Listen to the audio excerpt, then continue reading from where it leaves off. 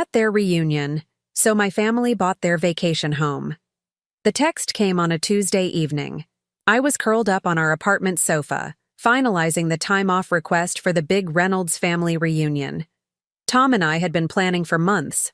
I'd even ordered custom-matching t-shirts with Reynolds Reunion 2025 embroidered across the front. That's when my phone lit up with a message from my mother-in-law, Diane. "Elena, dear, we need to discuss the reunion arrangements. The family has decided it would be best if you sit this one out. Family only this year. Tom can still come, of course." I stared at those words until they blurred. Family only? I'd been married to Tom for 3 years. How was I not family? My hands trembled as I read the message again, thinking maybe I'd misunderstood. I hadn't.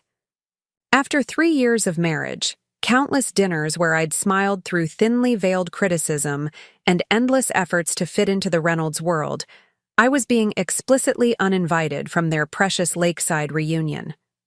Before we jump back, tell us where you're tuning in from. And if this story touches you, make sure you're subscribed, because tomorrow I've saved something extra special for you. Part 1. The Betrayal. I met Thomas Reynolds 4 years ago at a charity gala in Chicago. I was there representing my marketing firm. He was attending with his parents' country club friends. Tom stood out immediately, not just because he was handsome in his tailored suit, but because he seemed as uncomfortable with the pretentiousness as I was. We bonded over sneaking extra appetizers and making up backstories for the guests who looked most likely to own yachts they couldn't sail themselves. Within a year, we were engaged. That's when I first visited Cedar Pines Cottage, the Reynolds family vacation home on Lake Michigan. It was beautiful, a sprawling lakefront property with weathered cedar shingles, a massive stone fireplace, and windows that captured every shade of blue the lake had to offer. The home had been in their family for 2 generations, passed down from Richard's parents who had purchased it in the 1970s. "This is where we've had every family reunion since before I was born," Tom had told me, his eyes bright with nostalgia. 50 years this summer. It's sacred ground for the Reynolds clan. I remember thinking how wonderful it must be to have a place that held so many memories. My own family, my parents and brother, were warm and loving, but we'd never had the luxury of a vacation home. My parents, Sophia and Miguel, had immigrated from Mexico before I was born, building their restaurant business from scratch. Our family gatherings happened around the dinner table of their suburban home, loud and loving and smelling of my mother's cooking. The Reynolds family was different. Diane was always perfectly put together, her comments wrapped in politeness, but sharp enough to cut. Richard was distant, more interested in business connections than personal ones. Tom's siblings, Megan and James, were friendly enough but seemed to share some secret language I couldn't access. Still, I tried. For 3 years, I attended every Reynolds family event with a smile. I learned to play bridge because Diane loved it. I memorized Richard's favorite wines. I listened to Megan drone on about her law firm's latest victories, and I asked James about his medical practice even when his responses made me feel intellectually inferior. The annual reunion at Cedar Pines was the centerpiece of their family calendar, a week-long celebration of the Reynolds legacy. Tom had warned me the first year we dated that it was family only, which I'd accepted. After we married, I attended my first reunion, feeling like I'd finally crossed some invisible threshold into belonging. It hadn't gone well. I'd used the wrong fork at dinner, laughed too loudly at Richard's joke, and committed the cardinal sin of suggesting we try a new recipe rather than Diane's traditional reunion menu. But I thought we'd moved past that. I thought after 3 years I was family too. Yet here I was, staring at Diane's message, the sting of rejection burning in my chest. Tom found me still on the couch an hour later, my eyes red from crying. "Elena, what's wrong?" He dropped his bag by the door, rushing to my side. Wordlessly, I handed him my phone. I watched his expression shift from concern to confusion to anger as he read his mother's message. "This is ridiculous," he muttered, already dialing Diane's number. He put the phone on speaker. "Mom, what is this about Elena not coming to the reunion? She's my wife." Diane's voice was calm, practiced. "Thomas, darling, we simply thought this year we should keep it intimate. The cottage isn't getting any bigger, and with James bringing his new girlfriend and Megan's children getting older—" "Stop," Tom interrupted. "Elena is my family. If she's not welcome, I'm not coming either." There was a pause before Diane responded, her voice taking on that wounded tone I'd come to recognize as manipulation. "Don't be dramatic, Thomas. Of course we want you there. It's the 50th anniversary. Your grandfather would be so disappointed if you missed it."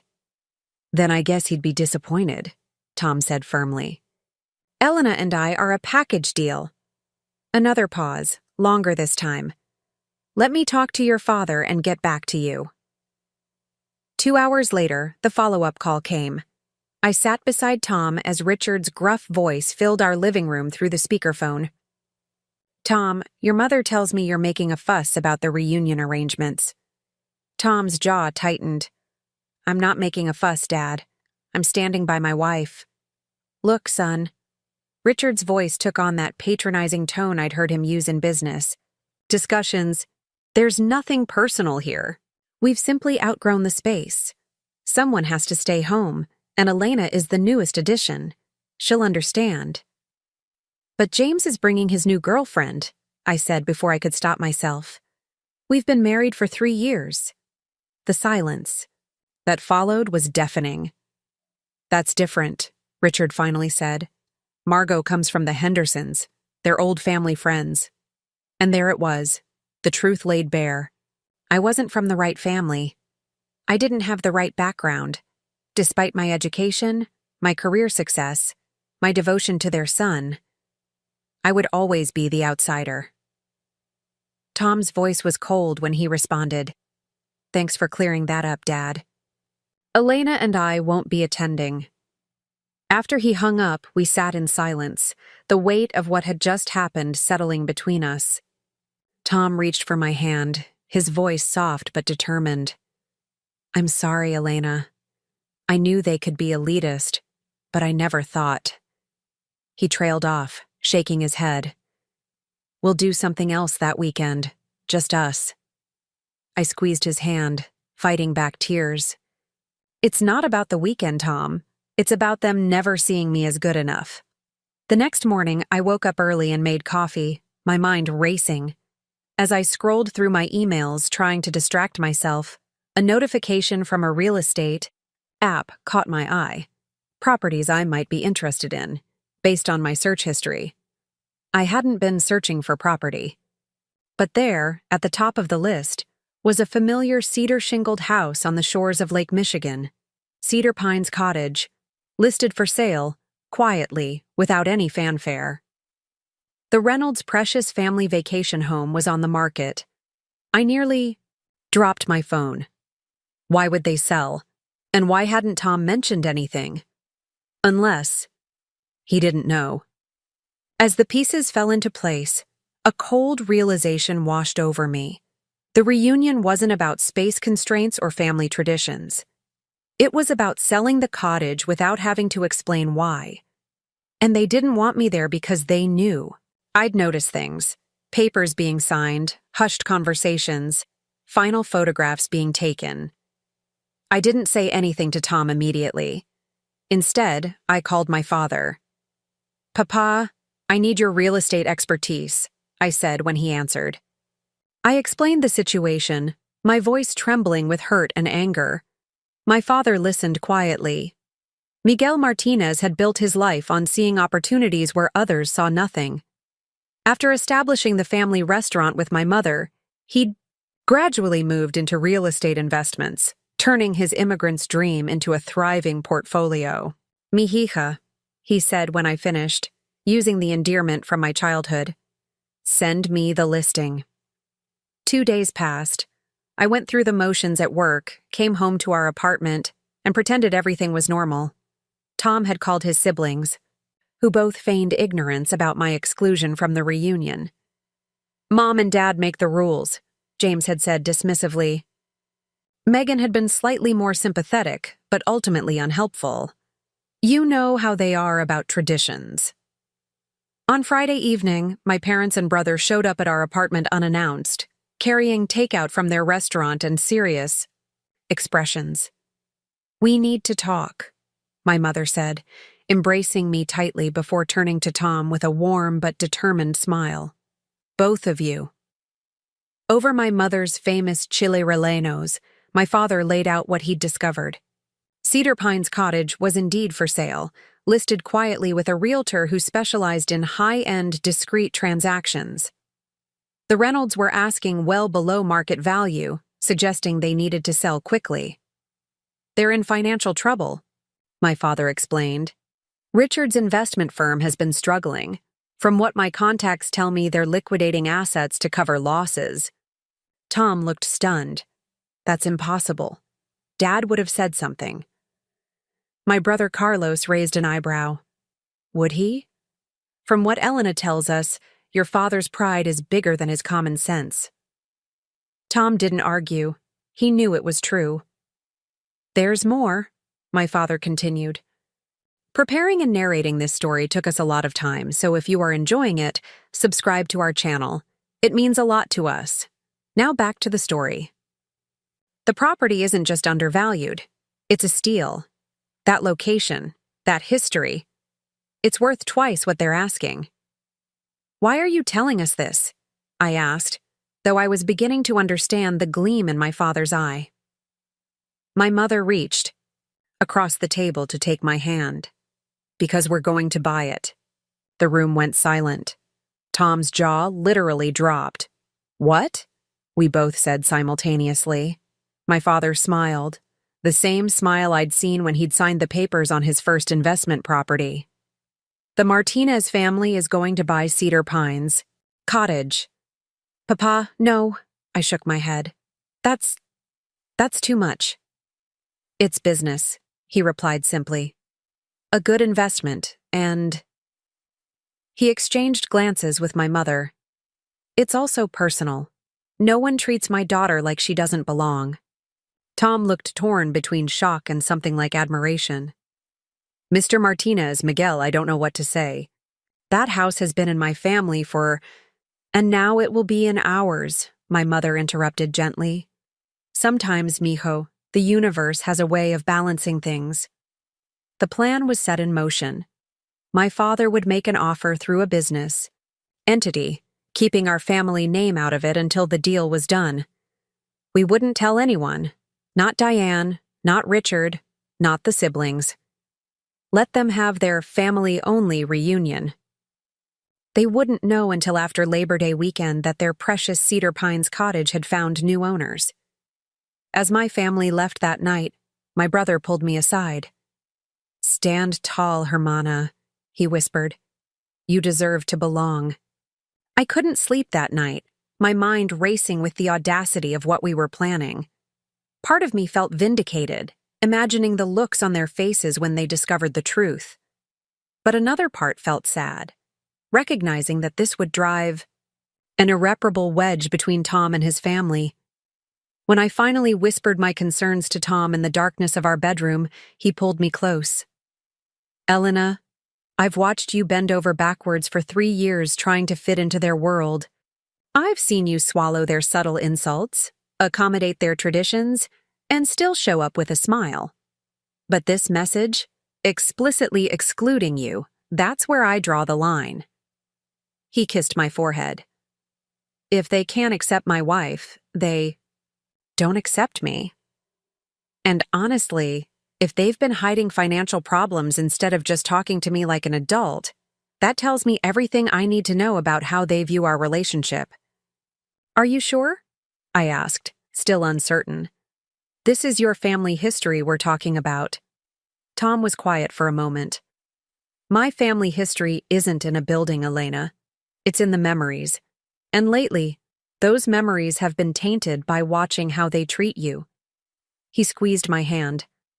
"Besides, I kind of love that the Martinez family doesn't just talk about being inclusive. They put their money where their mouth is. The next morning, my father called. His offer had been submitted, and given that it was significantly over, asking price despite the already good value, he expected it would be accepted quickly. We just had to wait and say nothing. Meanwhile, the texts from Diane continued, each one more manipulative than the last. Thomas, we've reconsidered. Elena can come for the weekend portion, just not the full week. Your father is very upset by your reaction. You know his heart condition can't handle stress. This may be our last reunion at Cedar Pines. Don't. You want to be part of that memory. That last one almost made me laugh out loud. If only she knew how true her words were. Tom stopped responding after a while, which only increased the frequency of Diane's messages. Finally, a week before the reunion, she called while Tom was at work. Elena, she said when I answered, her voice sugar-sweet. I hope you can help. Me reason with Thomas. This stubbornness isn't like him. I took a deep breath, remembering all the times I'd swallowed my pride for the sake of peace. Not this time. Actually, Diane, this is exactly like Tom. He's loyal and he values respect. Two qualities I'd think his mother would appreciate. Don't take that tone with me, she snapped, the sweetness evaporating. I've been nothing but welcoming to you, despite your differences from our family. Differences?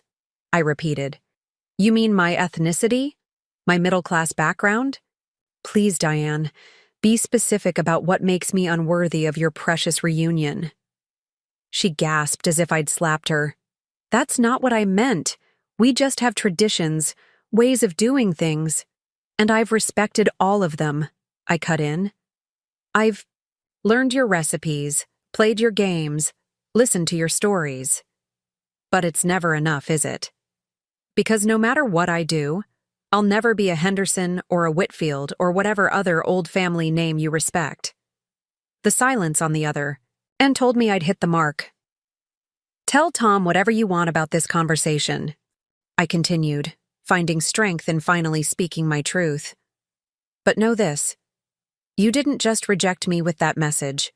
You rejected us. And some things can't be undone. I hung up, my heart pounding but my spirit lighter than it had been in days.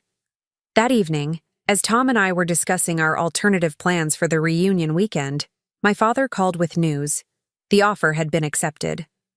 Cedar Pines Cottage would officially belong to Martinez Holdings after closing, which was expedited at the seller's request and scheduled for, ironically, the day after the reunion weekend. Tom was quiet after the call. I worried he might be having regrets, but when he finally spoke, his voice was resolved. They're really selling without telling any of us, he said, shaking his head. 50 years of family history, and they couldn't even have a conversation about it. Are you okay? I asked gently. He looked at me, his eyes clear. No, but I will be. And honestly, if your family is going to own Cedar Pines, at least I know it will be filled with love and laughter again. That's more than I can say for what it's become with my parents. As the reunion weekend approached, Diane's messages grew desperate, then cold, then resigned. The final text came the day before they were all set to arrive at the cottage. We're disappointed in your choice, Thomas. Your grandfather would be too. Tom didn't respond, but I saw the hurt in his eyes. I wrapped my arms around him, wishing I could shield him from the pain his own family was causing. What do you want to do this weekend instead? I asked, trying to distract him. He thought for a moment, then smiled slowly. Actually, I have an idea. Let's go to Pine Ridge. What? I pulled back to look at him. You want to go to the town where they're having the reunion? Not to crash it, he clarified, but to say goodbye, in my own way. To walk along the lake one more time, visit the ice cream shop I loved as a kid, make some final memories before it changes hands. It was risky. We might run into each other.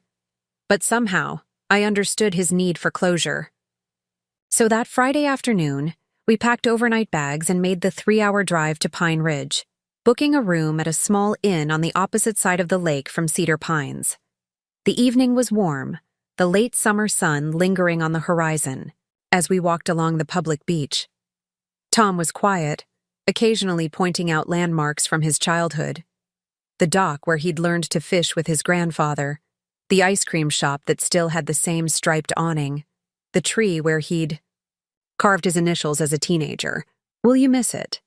I asked softly as we sat on a bench overlooking the water. Tom considered the question. Parts of it, the memories of what it was, definitely. But the reality of what it became? He shook his head. That place stopped feeling like home a long time ago. We ate dinner at a local restaurant, purposely avoiding the spots favored by the Reynolds family. But as we were leaving, fate intervened. James, Tom's brother, was entering with his girlfriend Margot as we were heading out. The moment froze in awkward suspension.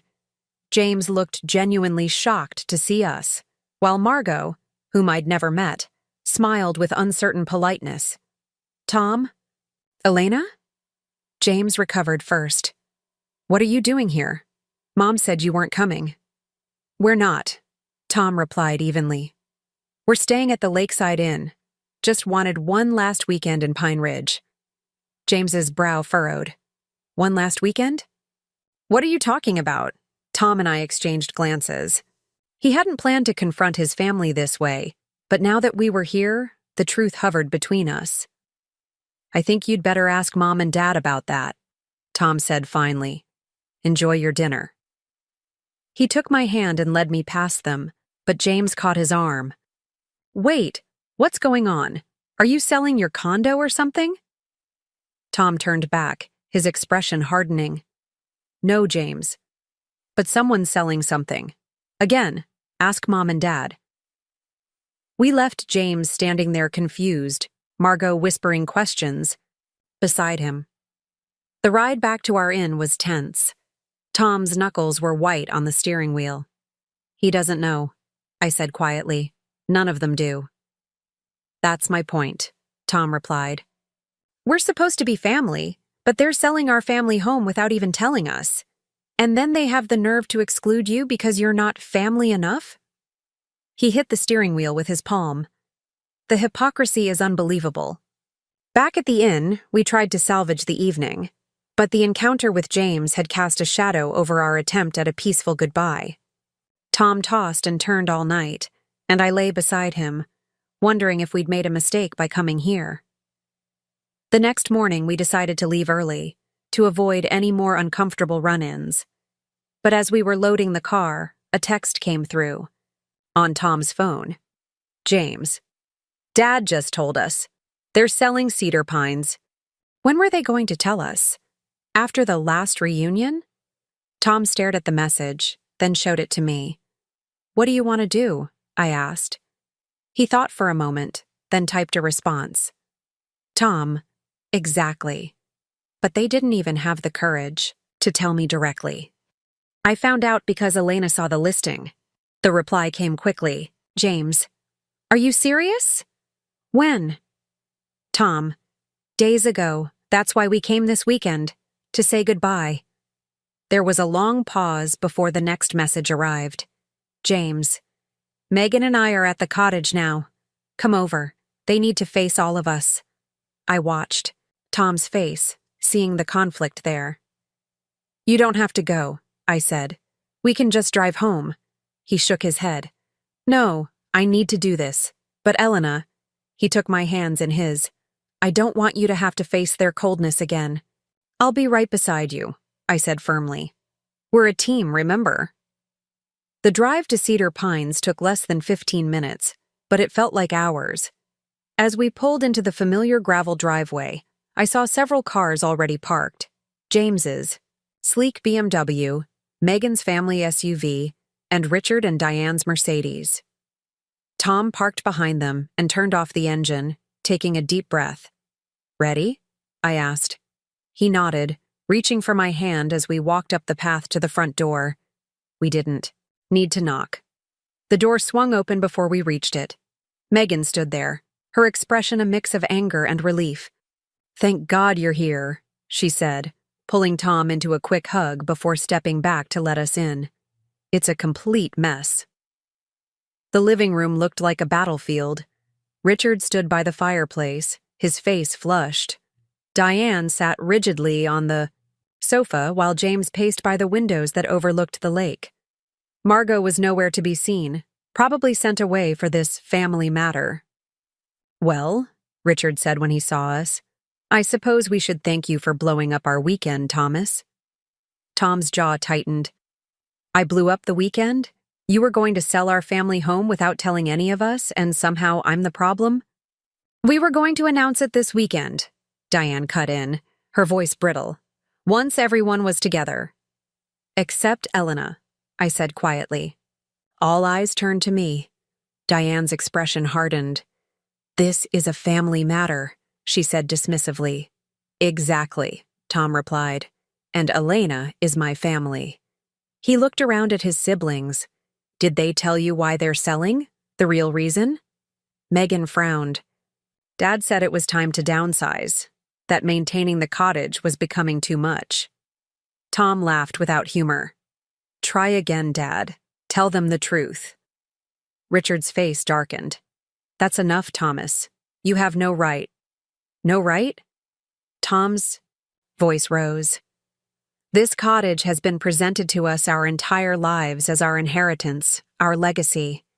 You've used it to control us, to force us into your idea of family. And now you're secretly selling it because you made bad investments, and you don't even have the decency to be honest about it." The silence that followed was deafening.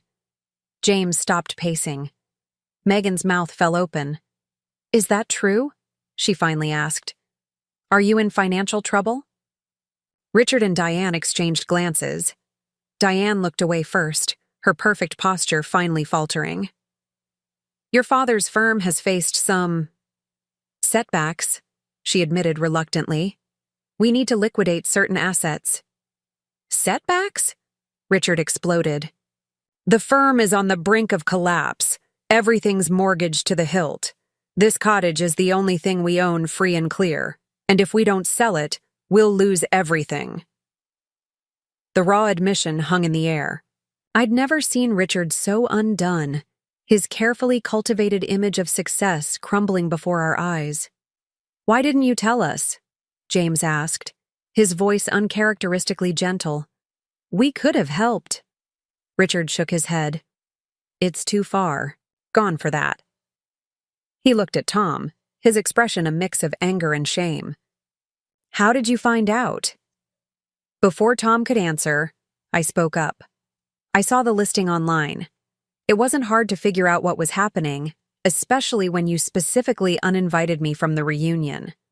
You were planning to have your last hurrah, here without me, then announce the sale after it was too late for anyone to object." Diane stood up, her composure returning.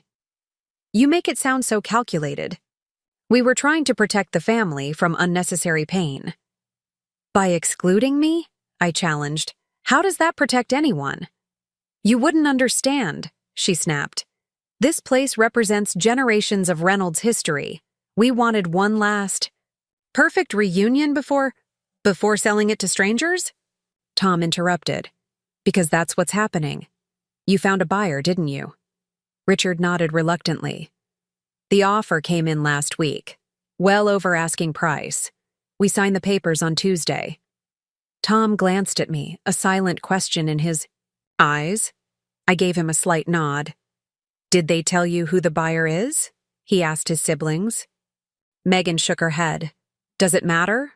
Once it's gone, it's gone." "It matters," Tom said firmly, "because the buyer isn't a stranger." He took a deep breath. "It's Elena's family." The room went completely still. 5 pairs of eyes stared at us in disbelief. "What are you talking about?" Richard finally managed. "Martinez Holdings," I said, watching recognition dawn on his face. "My father's company." Diane sank back onto the sofa. That's not possible." It's not. Only possible it's done, Tom replied. When we discovered you were selling the cottage, and that you'd excluded Elena from the reunion because of her background, my father-in-law decided to make an investment. Cancel it, Richard demanded, his face flushing deeper. Call him right now and cancel it. We can't, I said calmly. The papers are drawn up. And more importantly, we wouldn't if we could. My father made a legitimate business offer that you accepted. This is revenge, Diane whispered, her eyes narrowing. Because we asked you to skip one reunion. No, Diane, I corrected her.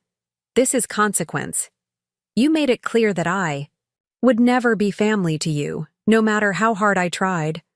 So now my family, the people who have always accepted Tom without question, will own the symbol of your exclusivity. Megan had been watching this exchange silently, but now she turned to her parents. Let me get this straight.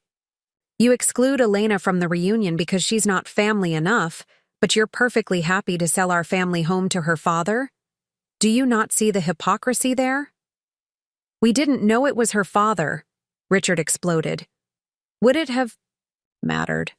James asked quietly. You needed the money. Richard had no answer for that. So what happens now? Megan asked, looking between Tom and me. Your family buys our cottage, and then what? You kick us out forever? Turn it into something else? Tom shook his head. That was never the plan. I stepped forward, knowing it was time to extend the olive branch I'd come prepared to offer. My family didn't buy Cedar Pines out of spite. They bought it as an investment, yes, but also as a statement about what family really means. And what's that? Diane asked, her voice dripping with sarcasm. That family isn't about bloodlines or traditions or social standing. It's about acceptance, inclusion, love without conditions. I took a breath. The cottage will still host reunions, but there'll be Reynolds-Martinez reunions, everyone welcome, no exclusions. The silence that followed felt different this time, less hostile, more contemplative. James was the first to laugh, a short, surprised sound. You know what? I actually like that idea. You can't be serious, Diane protested. I am, James replied. Look at us, Mom. We're falling apart as a family. The one thing that was supposed to bring us together, this cottage, has become just another thing to fight over. Maybe it's time for a change. Megan nodded slowly. Elena has never been anything but kind to this family, even when we didn't. Deserve it. If her family is willing to keep this place in the family, our extended family, I think that's more than generous. The look Diane gave her children could have frozen the lake. So you're all taking her side now? There shouldn't. Besides, Mom, Tom said wearily, that's the whole point.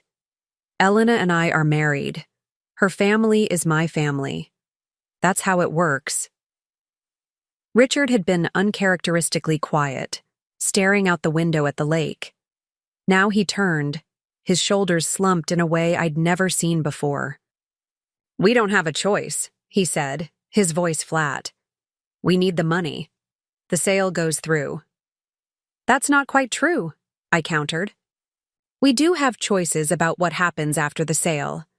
My father's offer stands. The cottage remains a place for both families to gather. But there's a condition. Of course there is, Diane muttered. I ignored her. The condition is respect. Mutual respect. I've spent 3 years trying to earn yours, Diane. Now it's your turn to earn mine. Tom squeezed my hand, pride evident in his expression. For the first time since we'd entered Cedar Pines that day, I felt not like an intruder, but like someone standing firmly in her own power. And if we refuse? Richard asked, though his tone suggested he already knew the answer. Then you'll be the ones missing the reunions, Tom said simply. The week that followed was tense. Tom and I returned to Chicago after the confrontation, leaving his family to process everything that had happened. The closing was scheduled for Tuesday, and though Richard had threatened to find ways to block the sale, he had no legal grounds to do so. The contract was binding. Monday night, the eve of the closing, my parents and brother came over for dinner. They were flying to Michigan the next morning to sign the papers in person, something my father insisted on doing rather than sending a proxy. "How does it feel, knowing you're about to own the Reynolds family cottage?" Carlos asked me as we sat around the table. I considered the question. "Complicated," I admitted. "Part of me feels vindicated, but another part just feels sad that it came to this." My mother reached over to squeeze my hand. "Mija, sometimes people need to lose something to understand its value. Maybe this is that moment for Tom's family. Or maybe they'll just hate us more," I said, voicing the fear I'd been carrying. My father shook his head. "Then that is their loss. But we do not buy this house to create more division. We buy it to build bridges, even if they are not ready to cross them yet." Tom, who had been listening quietly, raised his glass. "To building bridges," he said, "and to family, the kind you're born into and the kind you choose." We all clinked glasses, and I felt a surge of gratitude for these people who had stood by me unflinchingly. The next day, as my parents signed the papers officially transferring ownership of Cedar Pines Cottage to Martinez Holdings, Tom and I received an unexpected text from Megan. "Mom and Dad are a mess. Can we talk? Just us." Tom showed me the message. "What do you think?" "I think we should hear what she has to say," I replied. She seemed the most receptive to the idea of combining our families. We arranged to meet Megan for lunch at a neutral location, a small cafe halfway between our apartment and her office. She was already there when we arrived, looking uncharacteristically disheveled for someone who prided herself on always maintaining a perfect appearance. "Thanks for coming," she said as we sat down. She took a deep breath. "I want to apologize to you, Elena, not just for this reunion mess, but for not being the sister-in-law you deserved. The sincerity in..." Her voice caught me off guard. In 3 years, I'd never heard Megan Reynolds Wilson apologize for anything. "What brought this on?" Tom asked, clearly as surprised as I was. Megan sighed. "After you left on Saturday, I couldn't stop thinking about everything you said, about inclusion and family. And I realized that I've been complicit in Mom and Dad's elitism." She seemed to struggle with the word. "I never directly excluded you, Elena, but I never stood up for you either. And I should have." "Why now?" I asked, still skeptical. "Is it just because my family now owns Cedar Pines?" She shook her head. "It's because this whole situation made me see my parents clearly for the first time. The way they handled this, lying to us about their financial problems, excluding you from the reunion, being willing to sell our family legacy without even discussing it with us. It's made me question a lot of things." "Like what?" Tom prompted. "Like whether the values they raised us with are really the ones I want to pass on to my kids." She looked at me directly. "I don't want my children to think that someone's worth is determined by their last name, or where they went to school, or what neighborhood they grew up in. But that's exactly what I've been modeling by going along with Mom and Dad's behavior." I studied her face carefully, looking for any signs of deception.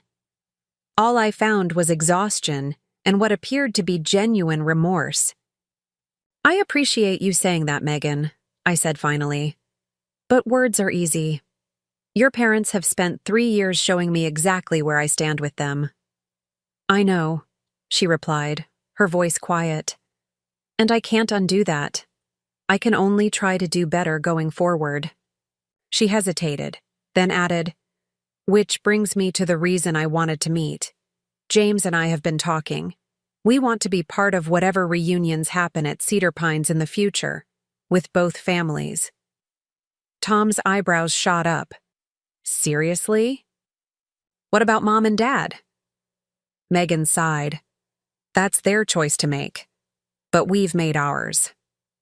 As if on cue, my phone buzzed with a text from my father. Papers signed. Cedar Pines is officially ours. I showed the message to Tom, then to Megan.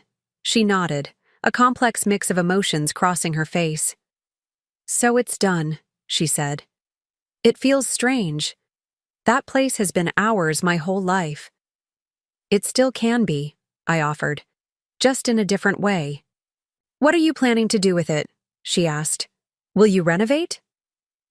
Tom and I exchanged glances. We'd discussed this with my parents but hadn't settled on specifics. Some updates, probably, Tom answered. The plumbing is ancient, and the kitchen could use modernizing.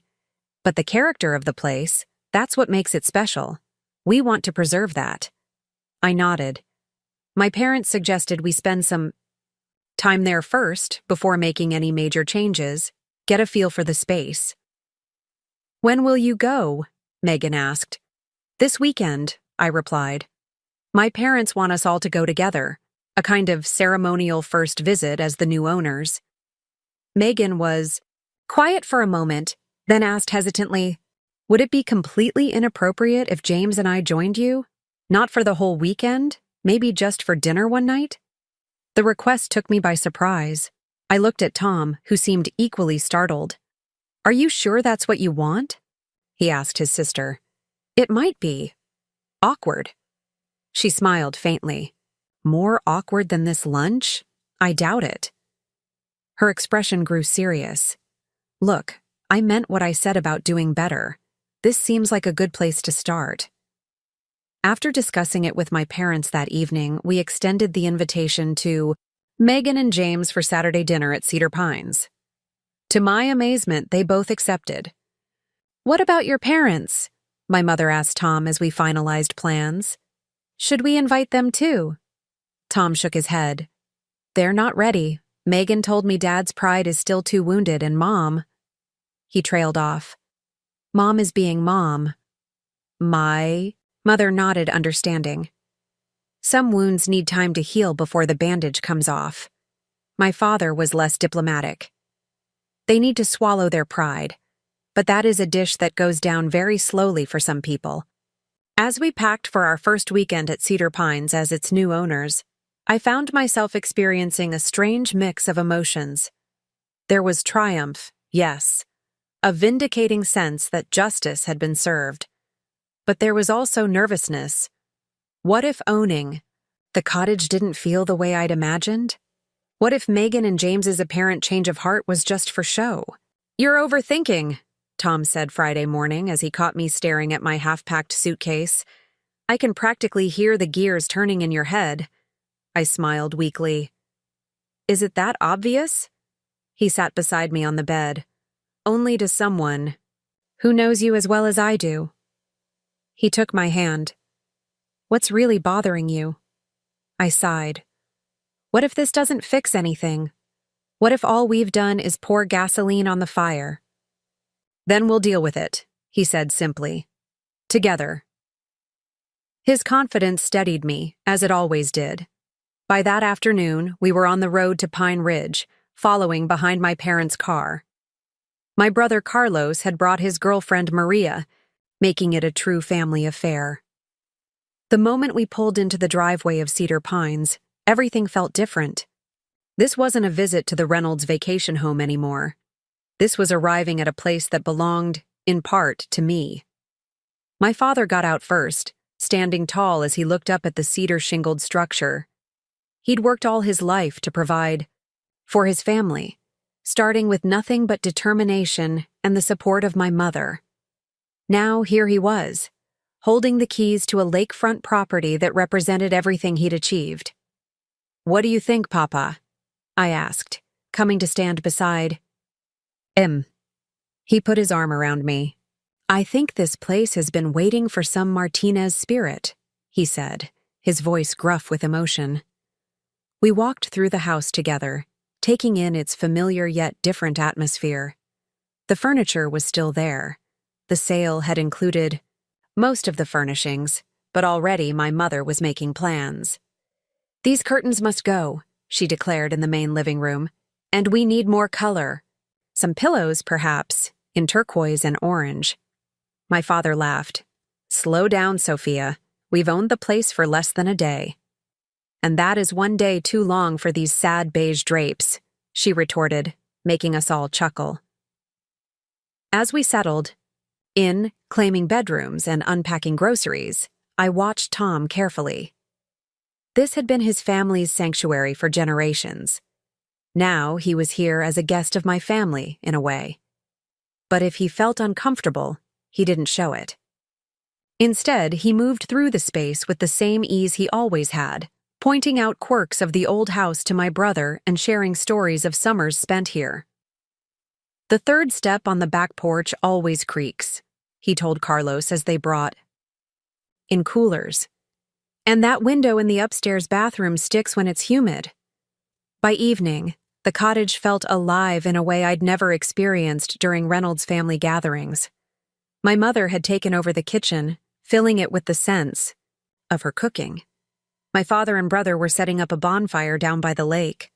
Music played from someone's portable speaker, not the classical recordings Diane preferred, but lively Latin rhythms that made the old floorboards vibrate. "Your family belongs here," Tom said quietly, coming to stand beside me as I watched. From the porch. I've never seen Cedar Pines feel so happy. I leaned into him. "Our family," I corrected. "And it's just the beginning." Saturday brought perfect late summer weather, sunshine with a hint of autumn crispness in the air. We spent the day exploring the property, swimming in the still warm lake waters, and preparing for dinner with Megan and James. My mother insisted on cooking an elaborate feast, combining traditional Mexican dishes with some Reynolds family favorites Tom remembered. "We will show them what family means," she said as she rolled out masa for tamales. "Not with words, but with food and open hearts." By 6 o'clock, everything was ready. The long dining table had been moved out to the deck overlooking the lake, set with a colorful tablecloth and candles my mother had brought. The food waited in covered dishes, filling the air with mouth-watering aromas. My father had opened several bottles of wine to breathe. At exactly 6:30, we heard cars on the gravel driveway. Tom and I went to greet our guests. Megan arrived first, her husband David and their 2 children in tow. She looked nervous but determined, clutching a bouquet of flowers and a bottle of wine.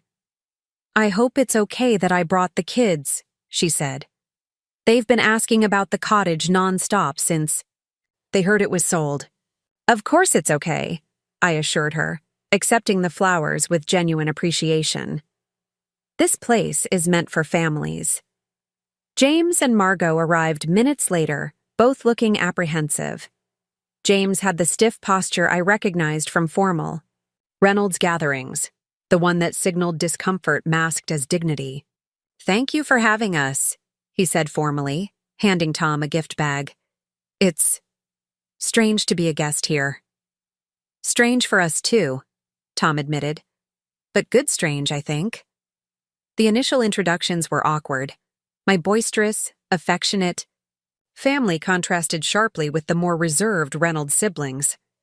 But as we moved to the table and my father poured wine for everyone, the atmosphere gradually relaxed. "A toast," my father said, raising his glass, "to new beginnings and enlarged families." "And to Cedar Pines," Tom added. "May it be filled with more love and laughter than ever before." We all clinked glasses, and I noticed Megan's eyes were suspiciously bright. Dinner progressed with increasing warmth. My mother's food worked its usual magic, breaking down barriers as everyone exclaimed over the flavors. Megan's children, initially shy, were won over by Carlos's silly jokes and my father's stories. Even James began to unwind after his second glass of wine. "I have to ask," he said during a lull in the conversation. "What made you decide to buy this place? Was it really just to teach my parents a lesson?" My father set down his fork. "No," he said firmly. "We bought it because it is a good investment, yes. But more importantly, we bought it because Elena is our daughter, and Tom is our son-in-law. What hurts them? hurts us. So it was revenge, James pressed. No, my mother interjected. It was protection. When someone tries to exclude your child, you show them that your child cannot be excluded. She looked directly at Megan and James. One day, when your children face rejection, you will understand. Megan nodded slowly. I think I'm beginning to. After dinner, we moved down to the fire pit my father and brother had prepared. The night was cool enough to make the fire welcome, and as we gathered around it with dessert and coffee, the conversation flowed more naturally. Do you remember the summer we built this fire pit? James asked Tom. Dad insisted we place each stone exactly right. Tom laughed. And then you dropped that huge rock on your foot and cursed so loudly Mom heard you. From the house. 3 weeks of extra chores, James recalled, grinning. Worth it, though. As they shared memories, I watched Megan's children playing at the lake's edge with Carlos and Maria. They'd known each other for less than 4 hours, but already they were building sand castles together, squealing with delight when small waves threatened their creations. Children show us how it's done, my mother murmured, following my gaze. No complicated history, no wounded pride, just joy in the moment. When it was time for our guests to leave, the goodbyes were genuinely warm. Megan hugged me, something she'd never done before. Thank you for tonight, she said, for showing more grace than we deserved. This is just the beginning, I told her. There will be many more dinners. I'd like that, she replied, and I believed her. After they'd gone, we cleared the table and tidied up, all of us pleasantly tired from the day's activities. As Tom and I prepared for bed in what had once been his room during family gatherings, he seemed deep in thought. Penny for your thoughts? I prompted, sitting beside him on the edge of the bed. I was just thinking about how different tonight felt from every other gathering here, he said. There was always so much. Tension in Reynolds family events. Everything had to be perfect.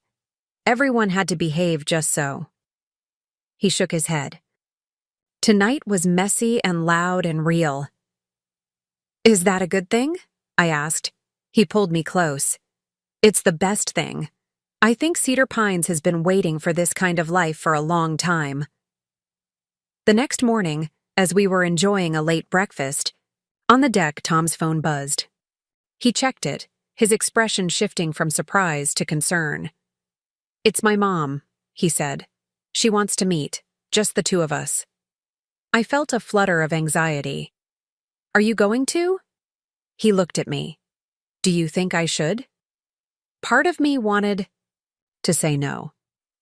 Diane had shown her true colors too many times for me to trust her sudden desire for reconciliation. But I also knew Tom needed resolution with his mother, one way or another. I think you should hear what she has to say, I said carefully. But don't go expecting a miracle. He arranged to meet her at a cafe in Pine Ridge that afternoon. While he was gone, my family and I continued exploring the property, my father making notes about necessary repairs, my mother planning renovations, and Carlos testing the ancient rowboat we'd found in the boathouse. I tried to focus on these activities, but my mind kept returning to Tom's meeting with Diane. What did she want? Was this a genuine olive branch, or just another manipulation? When Tom finally returned 3 hours later, his expression was unreadable. How did it go? I asked as he found me sitting on the dock. He sat beside me, dangling his feet above the water as I was doing. About as well as could be expected, I guess. What does that mean? He sighed. She's hurt, angry, humiliated. But also, I think she's starting to understand that she can't control everything anymore. He looked out across the lake. She asked if they could come to the next reunion. The request took me by surprise. What did you say? I told her they could, on one condition. Let me guess, that they'd treat me with respect? He nodded. More specifically, I said they need to formally apologize to you, in person. Not just for the reunion, but for the past 3 years of making you feel like an outsider. I let that sink in. The idea of Richard and Diane Reynolds apologizing to me seemed almost impossible to imagine. And she agreed? Not exactly, Tom admitted. She said she'd think about it. But the fact that she didn't outright refuse? That's something. What about your dad? I asked. She says he's still too proud to even discuss it. But she seemed tired, Elena. Tired of fighting. Tired of keeping up appearances. I think losing the cottage has shaken them both more than they expected. I leaned my head on his shoulder. So what happens now? We wait, he said simply. The ball's in their court. In the meantime, we make this place ours. Yours, mine, your family's. We create new memories. When Sunday evening came and it was time to head back to Chicago, I felt a strange reluctance to leave. In just 2 days, Cedar Pines had begun to feel like ours in a way I hadn't anticipated. We'd all agreed to return soon, maybe in October, when the fall colors would transform the lakeside landscape. As we locked up and loaded our cars, my father paused for a moment, looking back at the house. You know, he said thoughtfully, I think this place needed us as much as we needed it. It was true. The cottage had always been beautiful, but under the Reynolds' care, it had felt like a museum, pristine, untouchable, preserved in amber. This weekend, it had come alive with laughter, music, and the controlled chaos of real family life. Back in Chicago, life resumed its normal rhythm. Tom returned to his software engineering job, I to my marketing firm. But something had shifted between us. There was a new confidence in our relationship, a sense that we'd faced one of the biggest challenges a marriage could face and emerged stronger. 2 weeks after our weekend at Cedar Pines, I received an unexpected email from Megan. Attached were several old photo albums she'd digitized, images of Cedar Pines through the decades, from its purchase by Tom's grandparents to recent years. I thought you might want these for the cottage, she wrote. They're part of its history, after all. The gesture touched me deeply. It was an acknowledgement that the past wasn't being erased, just expanded to include a new chapter. September faded into October, and we made plans for another weekend at the cottage. This time, my mother had ordered new curtains and throw pillows, determined to bring more color into the space. My father had arranged for a local handyman to fix some of the more pressing maintenance issues. 3 days before we were set to leave, Tom received a text from his father. It was brief and typically Richard in its directness. Your mother and I would like to talk. When would be convenient? Tom showed me the message, his eyebrows raised. What do you think? I think it's about time, I replied, though I couldn't quiet the anxious flutter in my stomach. We arranged to meet Richard and Diane at a neutral location, a restaurant in downtown Chicago that neither family frequented regularly. Tom insisted that I be present for the conversation, and to my surprise, Richard agreed without protest when Tom specified this condition. The evening of the meeting, I dressed carefully, choosing an outfit that made me feel confident, yet non-confrontational. A navy blue dress that my mother had given me for my birthday, simple gold jewelry, and comfortable heels that wouldn't leave me shifting uncomfortably during what promised to be a tense conversation. You look beautiful, Tom said as we prepared to leave, and powerful. I smiled at his reflection in the mirror. I need all the power I can get tonight. Remember, he said, wrapping his arms around me from behind, we've already won. Whatever happens tonight doesn't change that. He was right, of course. Cedar Pines was ours now. Megan and James had already shown their willingness to move forward. Whatever Richard and Diane had to say, the foundation of our new reality was already secure. The restaurant was elegant without being stuffy, well lit with comfortable seating, and enough space between tables to ensure privacy. We arrived a few minutes early and were seated at a corner table, partially secluded by a decorative screen of bamboo plants. Wine? Tom asked, scanning the menu. Definitely, I replied. Something strong. He smiled. That bad, huh? I'm just trying to be realistic about how this might go. The waiter had just poured our first glasses when Richard and Diane appeared, guided by the maitre d'. Diane was impeccably dressed as always, her silver hair perfectly styled, her makeup flawless. Richard looked thinner than I remembered, his once commanding presence diminished somehow. They approached our table with measured steps, neither rushing forward nor dragging their feet. Tom stood to greet them, and after a moment's hesitation, I did the same. The initial exchange of pleasantries was awkward, handshakes instead of hugs, stiff smiles that didn't reach eyes, polite inquiries about the journey downtown that no one really cared about.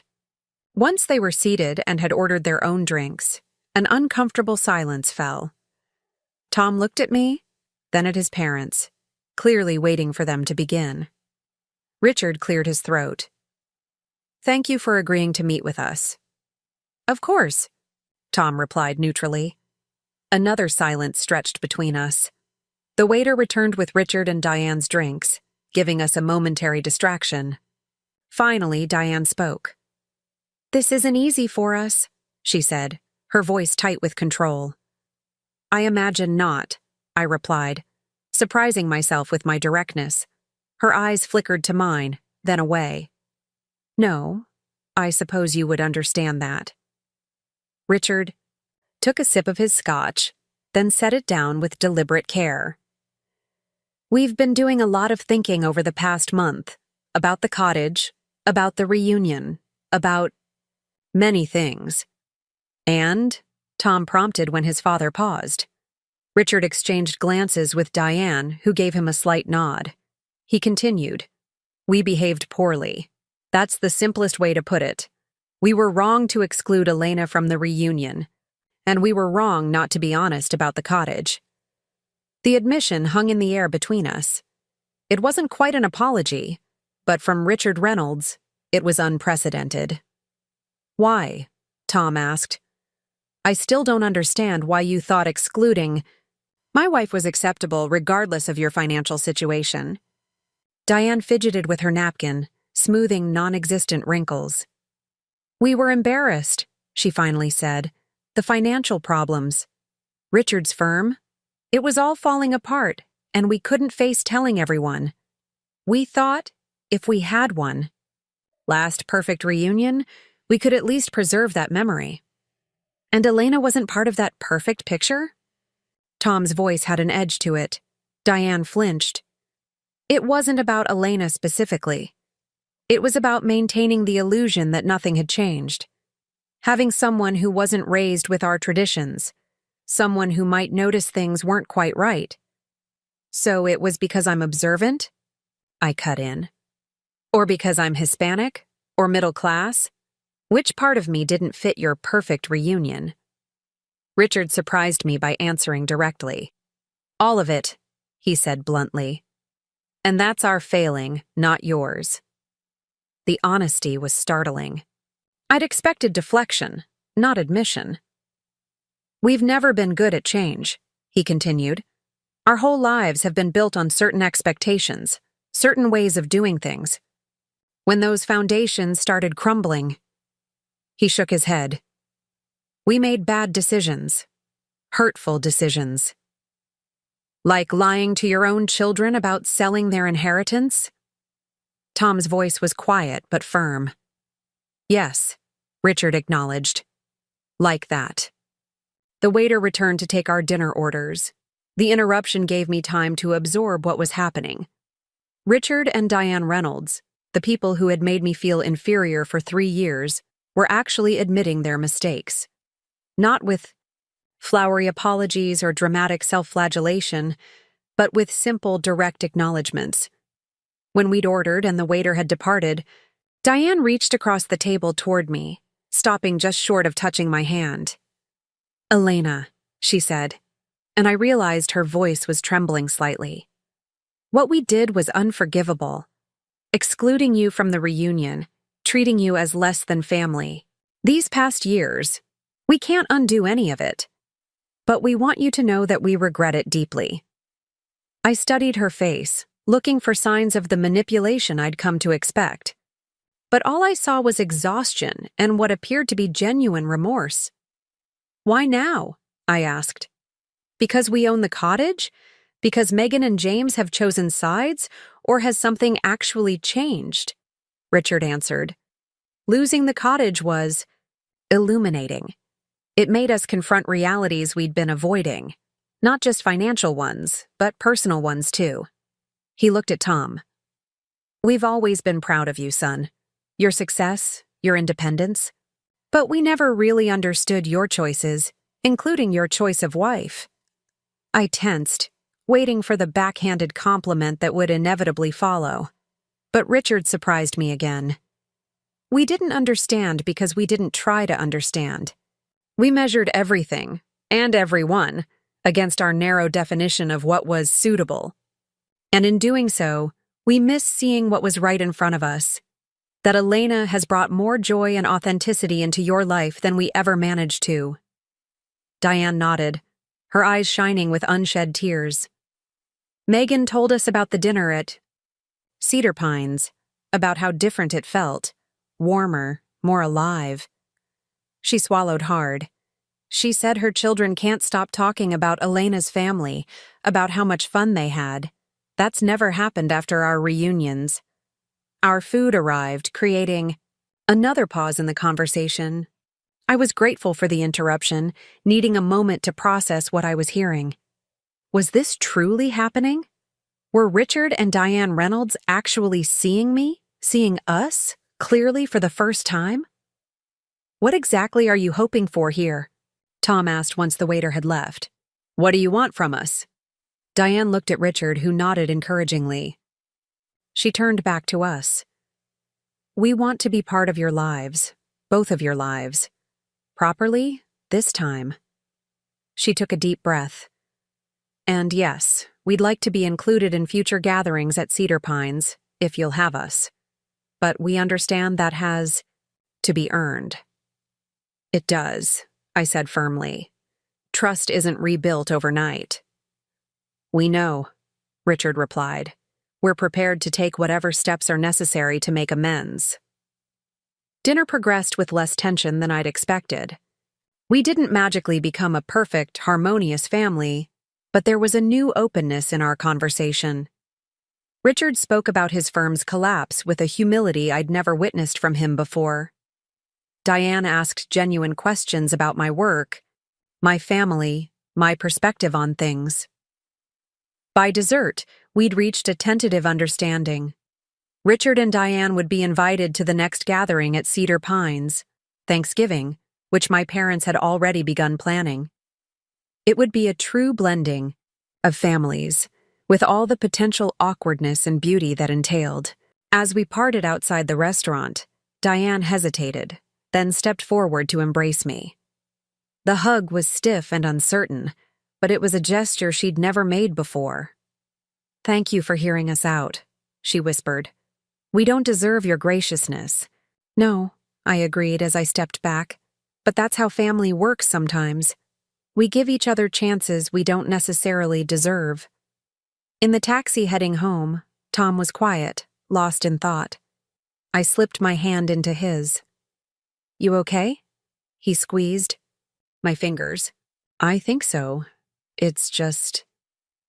I never expected them to actually take responsibility like that. "Me neither," I admitted. "Do you think they meant it?" "I do," he said after a moment's consideration. "They're not great actors, either of them. That was real." "So what now?" I asked. "Now we move forward, cautiously, but forward." The next few weeks passed in a blur of activity. My parents threw themselves into planning the Thanksgiving gathering at Cedar Pines with characteristic enthusiasm. My mother coordinated with Megan and James about accommodations.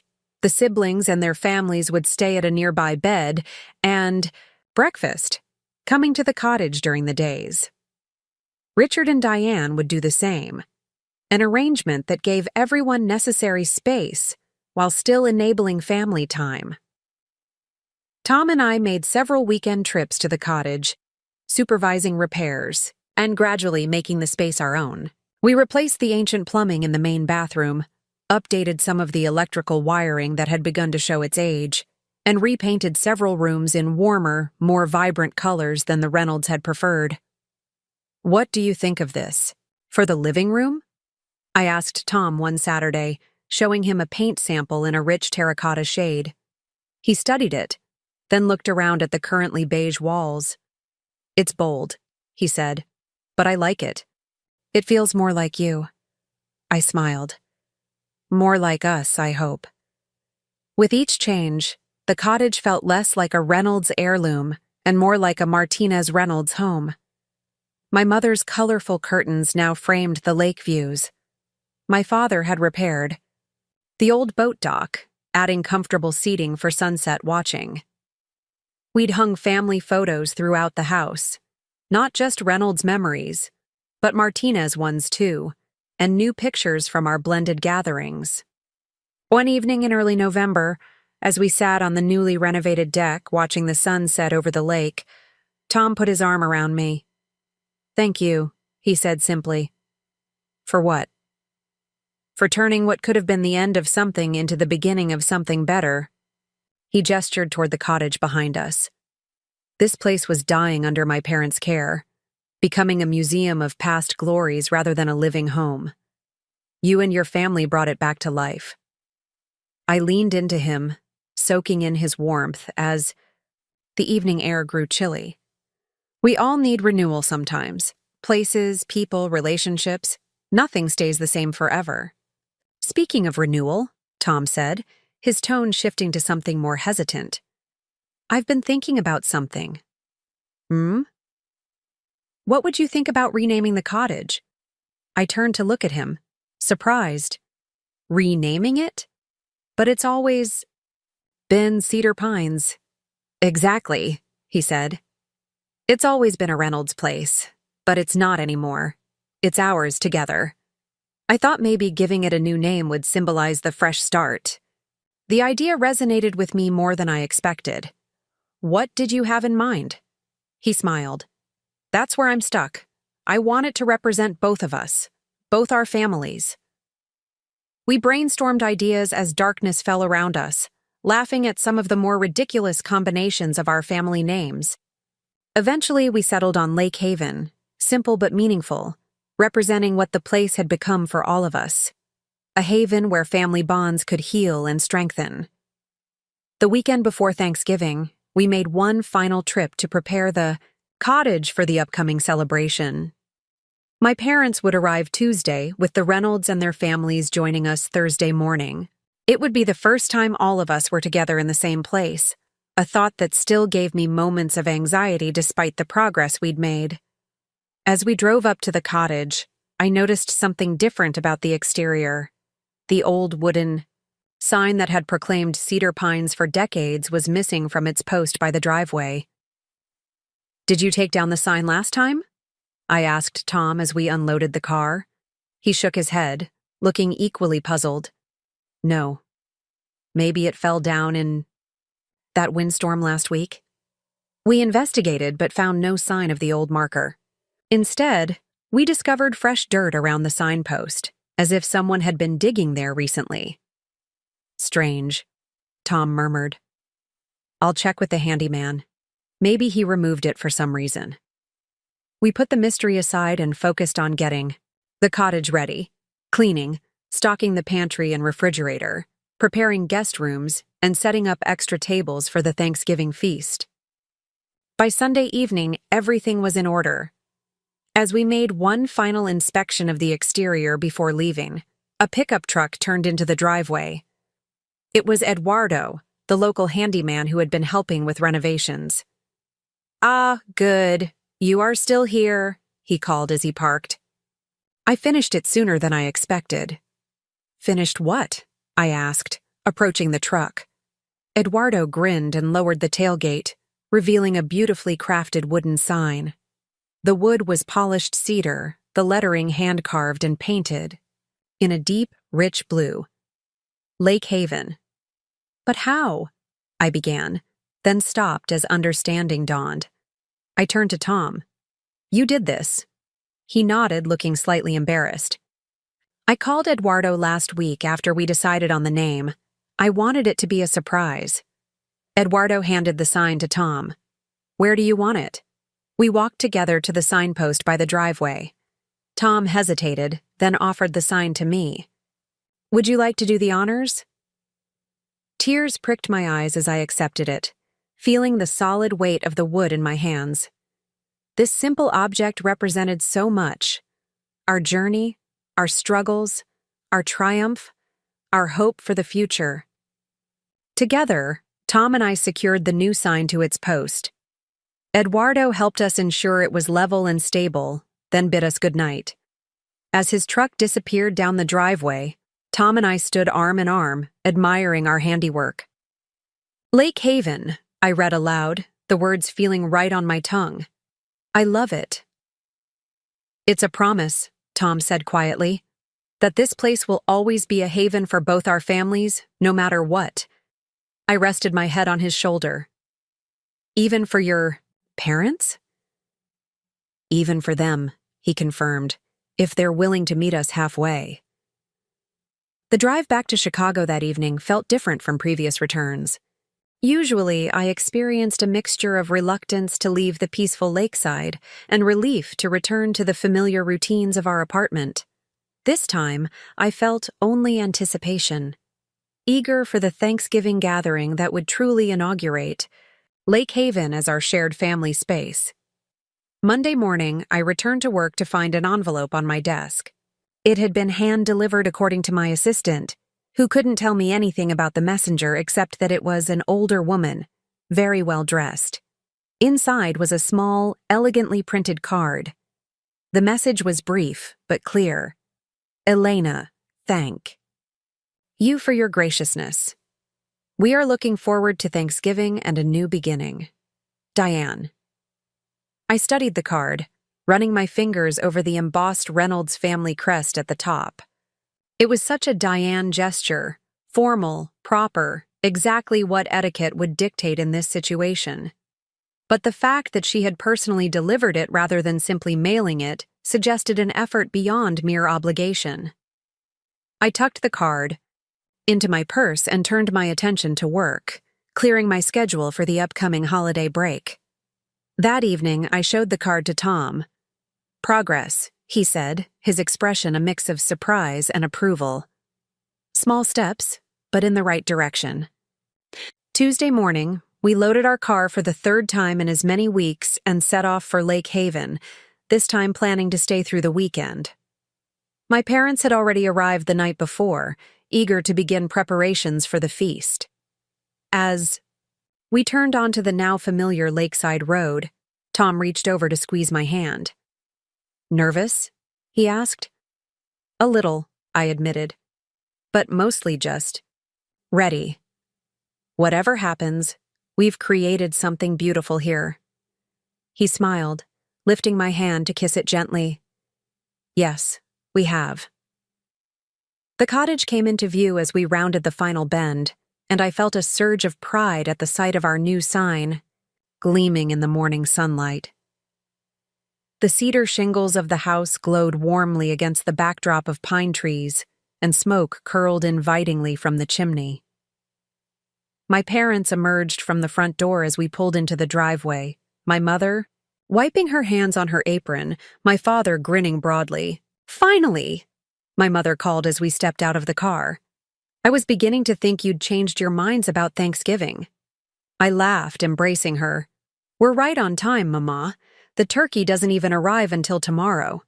There is much more to prepare than just the turkey, she replied, patting my cheek. Come, come. Your father has been making his famous tamales since dawn. Inside, the cottage had been transformed. Fall decorations adorned every surface, gourds and miniature pumpkins, arrangements of autumn leaves, candles in harvest colors. The scents of cinnamon, chili, and masa filled the air. Wow, Tom said, taking it all in. You've been busy. My father clapped him on the shoulder. Your mother-in-law has been like a hurricane. I just try to stay out of her way and follow orders. I heard that, Miguel, my mother called from the kitchen, making us all laugh. We settled in quickly, unpacking our bags and helping with preparations. My brother Carlos and his girlfriend, Maria, were due to arrive that evening, completing our side of the family gathering. The Reynolds would begin arriving Thursday morning. First Megan and her family for breakfast, then James and Margot, and finally Richard and Diane for the main meal at 2 o'clock. That night, with Carlos and Maria settled in and dinner behind us, we gathered in the living room. The fire crackled merrily in the hearth, casting dancing shadows on the newly painted terracotta walls. The warmth and color made the space feel entirely different from the formal, reserved room it had been under Reynolds' ownership. "I propose a toast," my father said, raising his glass of brandy. "To Lake Haven. May it always be a place of joy and togetherness." "To Lake Haven," we echoed, clinking glasses. "You know," Carlos said, leaning back in his chair, "when you first told us about buying this place, I thought it was just Papa making a point." He grinned at our father. "A very expensive point." My father chuckled. "Perhaps it began that way, but now?" He gestured around the room. "Now it is becoming something much more important. A legacy," my mother said softly. "For all of us." Tom nodded, his expression thoughtful. "That's what my grandparents intended when they bought this place. A legacy for future generations." He looked around at my family, now his family too. "I think they'd be happy to see it continuing, even if not exactly as they planned." "Do you really believe that?" I asked, genuinely curious.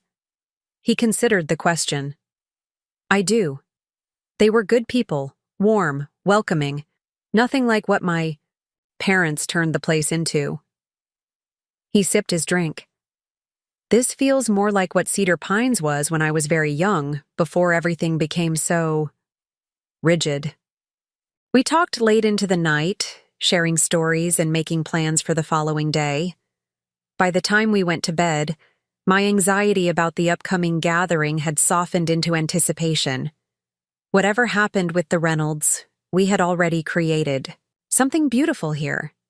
Wednesday dawned clear and cold, the lake a sheet of polished silver under the morning light. While my mother and Maria took over the kitchen, starting the epic process of Thanksgiving food preparation, the rest of us focused on final touches around the cottage.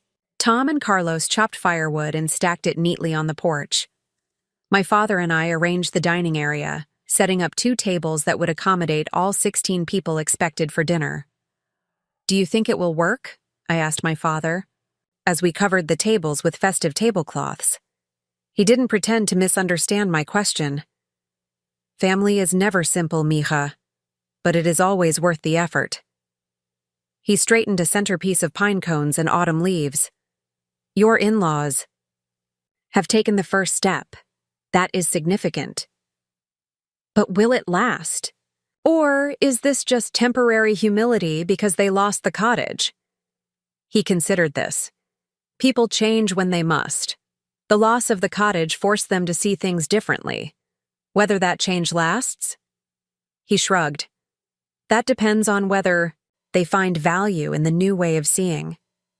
By evening, the cottage was filled with mouth-watering aromas and gleaming with cleanliness.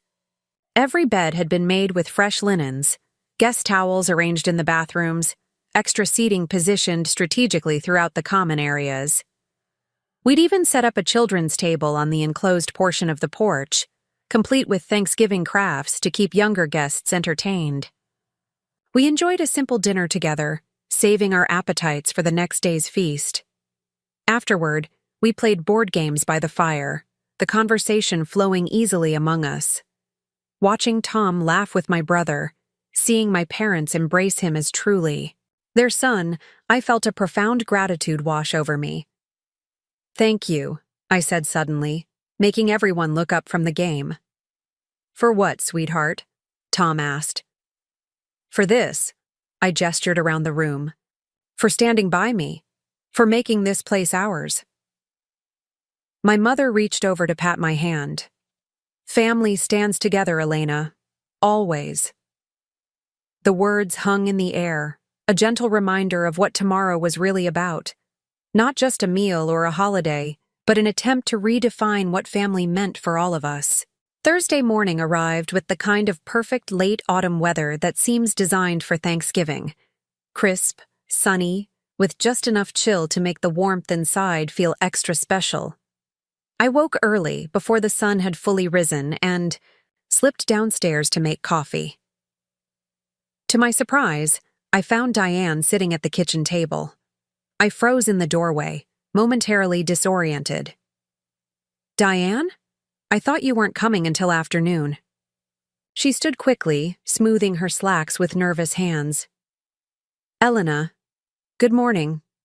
I hope it's all right. We arrived last night and stayed at the Pine Ridge Inn. I wanted to come early to help. Your mother said it would be fine." I glanced around the kitchen, noticing now the various food preparations already in progress. A pie cooled on the counter. Dough was rising in a covered bowl. "My mother invited you to cook with her?" I couldn't keep the surprise from my voice. Diane smiled faintly. "She called me last week, said if we were truly going to be family, we should start by cooking together." She gestured to the pie. "That's my grandmother's recipe, pumpkin with a twist. She always added a touch of orange zest." I moved to the coffee maker, needing something to do while I processed this unexpected development. "Where's Richard?" "Still at the inn. He'll come with James and Megan later." She hesitated. "I wanted some time here first, to feel comfortable before everyone arrived." I nodded, understanding better than she knew. How many times had I done the same at Reynolds' family gatherings? Arrived early, tried to find my footing before the full onslaught of family dynamics descended. "Coffee?" I offered, holding up the pot. "Please." I poured 2 cups and sat, across from her at the table. For a moment, we sipped in silence. "Where's my mother now?" I finally asked. "She went to wake your father. Something about needing him to pick up extra ice." Diane set down her cup carefully. "Elena, I want to say something while it's just us." I tensed slightly but nodded, for her to continue. "I have been." She paused, searching for words. "Incredibly wrong.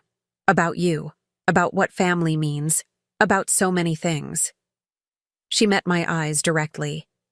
"The card I sent, it wasn't enough. I need you to know that I truly regret how I've treated you." The sincerity in her voice caught me off guard. This wasn't the carefully composed Diane I knew. This was someone more vulnerable, more real. "What changed?" I asked quietly.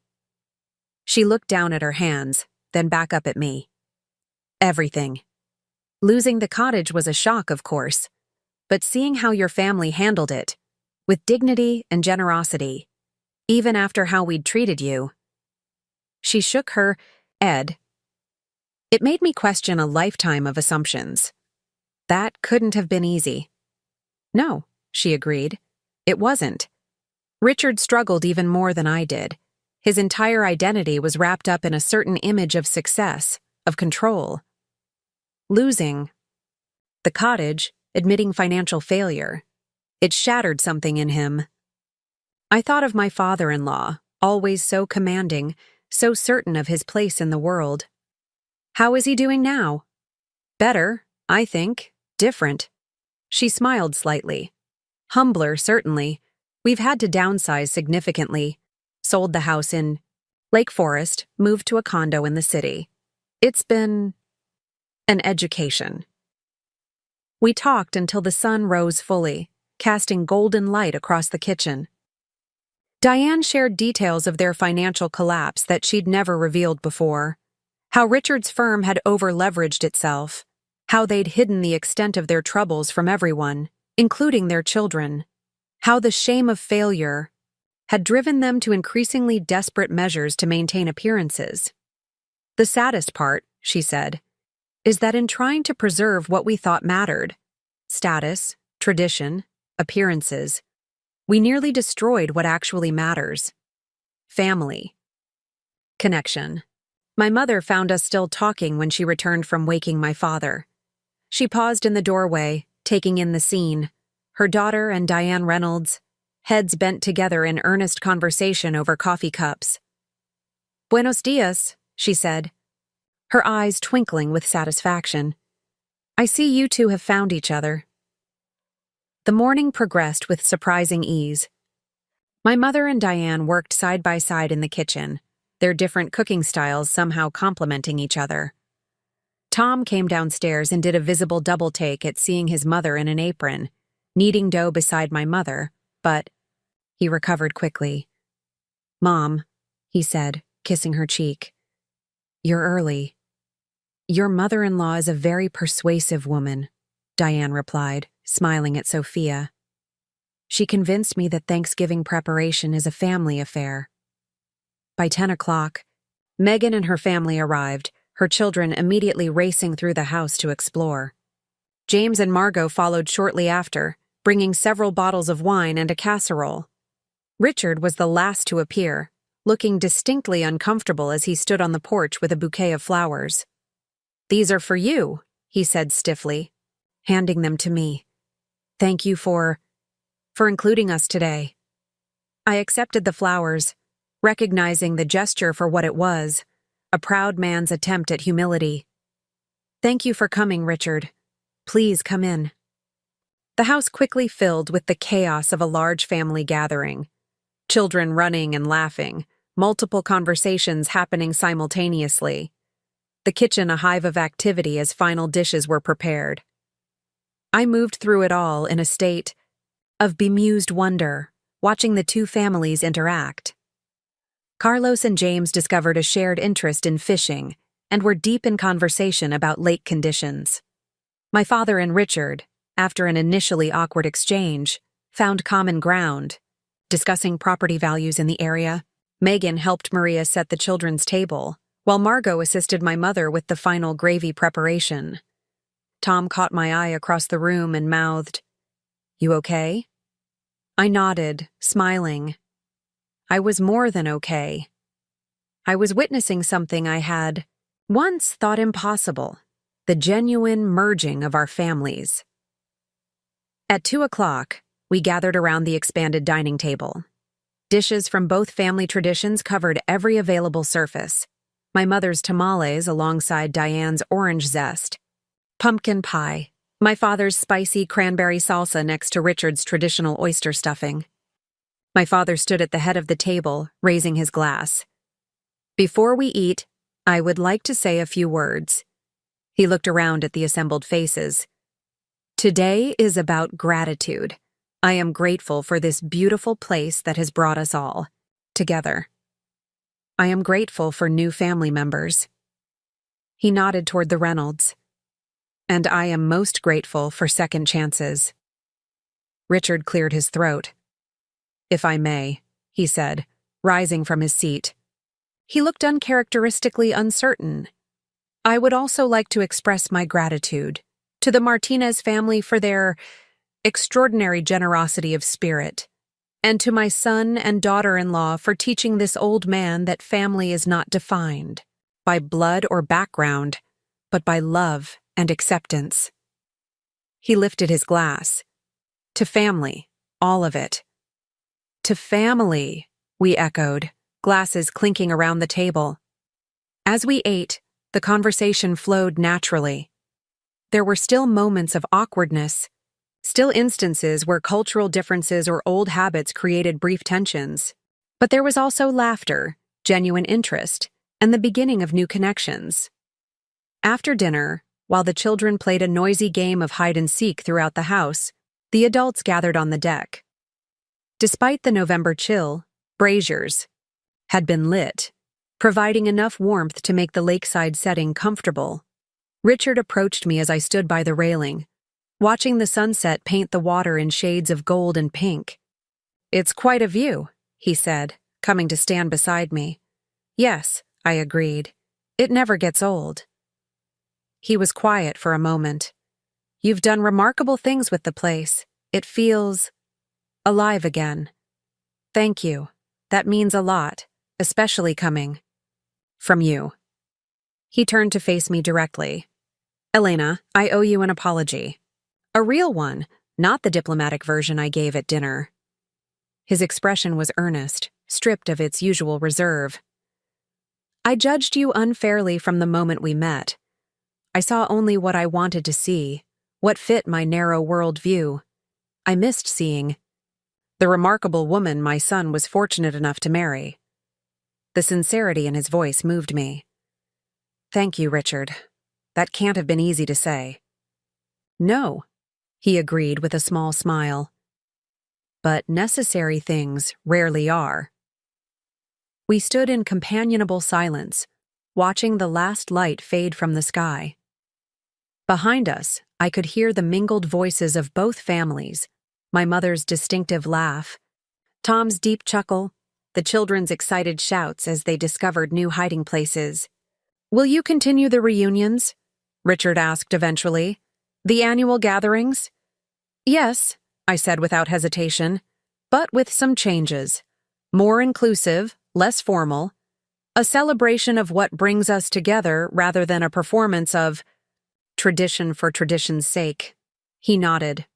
I think that's wise. He glanced back at the house. Diane and I. We'd like to be part of that if you'll have us. Your family, I said simply. That's what tonight is all about. Later. That evening, after the Reynolds had departed and the house had quieted, Tom and I walked down to the shore. The night was clear, stars reflecting on the still surface of the lake like scattered diamonds. So, Tom said, wrapping his arm around me, what's the verdict?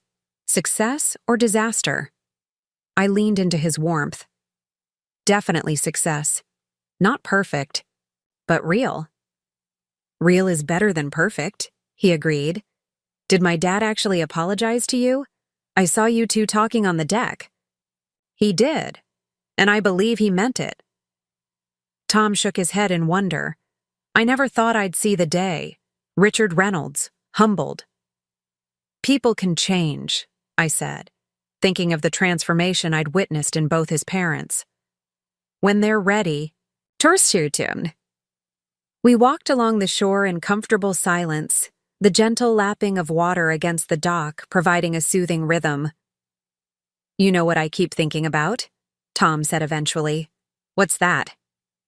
How differently things might have turned out if we'd just accepted their exclusion. If we'd let them have their family-only reunion without challenging it. I considered this. They might still have the cottage. We wouldn't be here right now. Exactly. Something good came from standing up for what matters.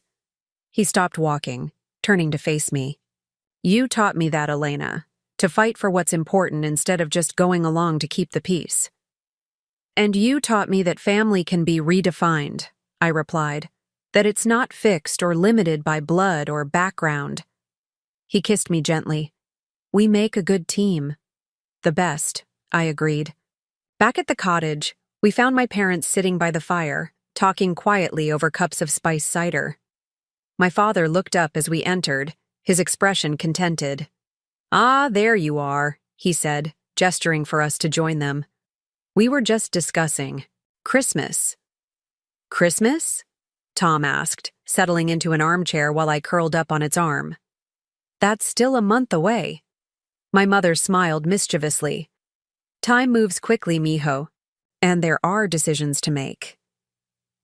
What kind of decisions? I asked, accepting the cup of cider my father offered me. Whether to host Christmas here for one, my father replied. It would be the first Christmas at Lake Haven. The idea immediately appealed to me. Christmas at the lake would be magical, the cottage draped in lights, perhaps snow blanketing the shore, a towering tree in the corner where the Reynolds' formal portrait had once hung. I love that idea, I said, looking at Tom. What do you think? He nodded slowly. It could be wonderful. Different from both our family traditions, but maybe that's good. Something new that belongs to all of us. Exactly, my mother said. clearly pleased with our reaction. New traditions for our combined family. As we discussed possibilities, which bedrooms would accommodate which guests, whether to have a Christmas Eve dinner or Christmas Day lunch, what decorations would work best, I felt a deep sense of rightness settle over me. This was what we had fought for, what we had hoped to create, a true blending of families, a space where everyone belonged. The weeks following Thanksgiving passed in a flurry of activity. Tom and I divided our time between our Chicago apartment and Lake Haven, where preparations for Christmas were well underway. My mother had taken charge of decorating, enlisting help from both Megan and Diane, who had grown increasingly comfortable in each other's company. The transformation of the cottage was magical. Twinkling lights outlined every window and draped across the eaves. Inside, garlands of pine and holly adorned the staircase and fireplace mantel. The centerpiece was a magnificent 12-foot pine, tree that my father and Carlos had selected from a local tree farm, now resplendent with ornaments contributed by both families. Diane had surprised everyone by arriving one weekend with boxes of vintage glass ornaments that had been stored in their attic, treasures from the early days of Cedar Pines that she thought should remain with the cottage. "These belong here," she'd said simply, handing the carefully packaged ornaments to my mother. Part of the cottage's history. The gesture had touched all of us, representing as it did Diane's acceptance of the new reality. Not just grudging acknowledgement, but active participation in creating something new from the foundations of the past. Richard's adjustment had been slower, more measured, but no less significant.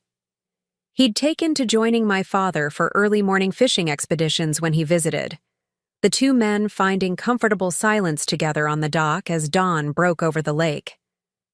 They rarely caught anything worth keeping, but that wasn't the point. The ritual itself was healing. Tom noticed it too.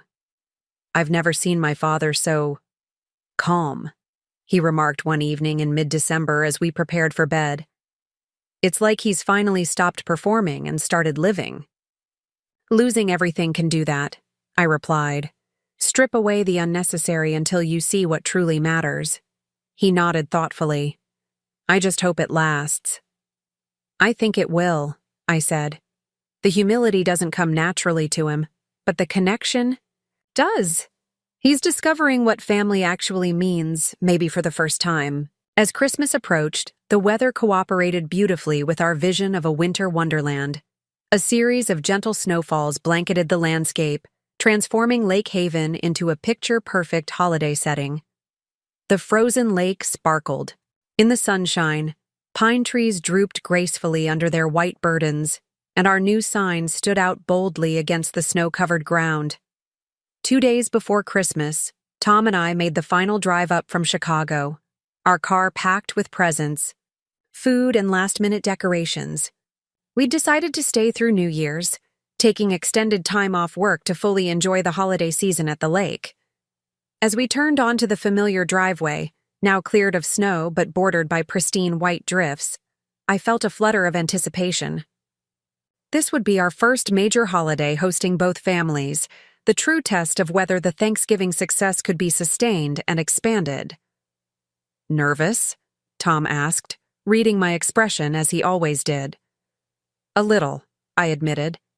"There's more. Pressure with Christmas somehow. Everyone has such strong traditions and expectations." He reached over to squeeze my hand. "That's exactly why we're doing something completely different. New place, new traditions, fresh start." The cottage looked like something from a fairy tale as we approached, lights twinkling against the early twilight, smoke curling from the chimney, windows glowing with warm welcome. My parents' car was already in the driveway, along with Carlos's SUV. Inside, the scene was equally enchanting. A fire crackled in the hearth, filling the space with warmth and the scent of burning pine. My mother and Maria were in the kitchen, preparing something that smelled divine.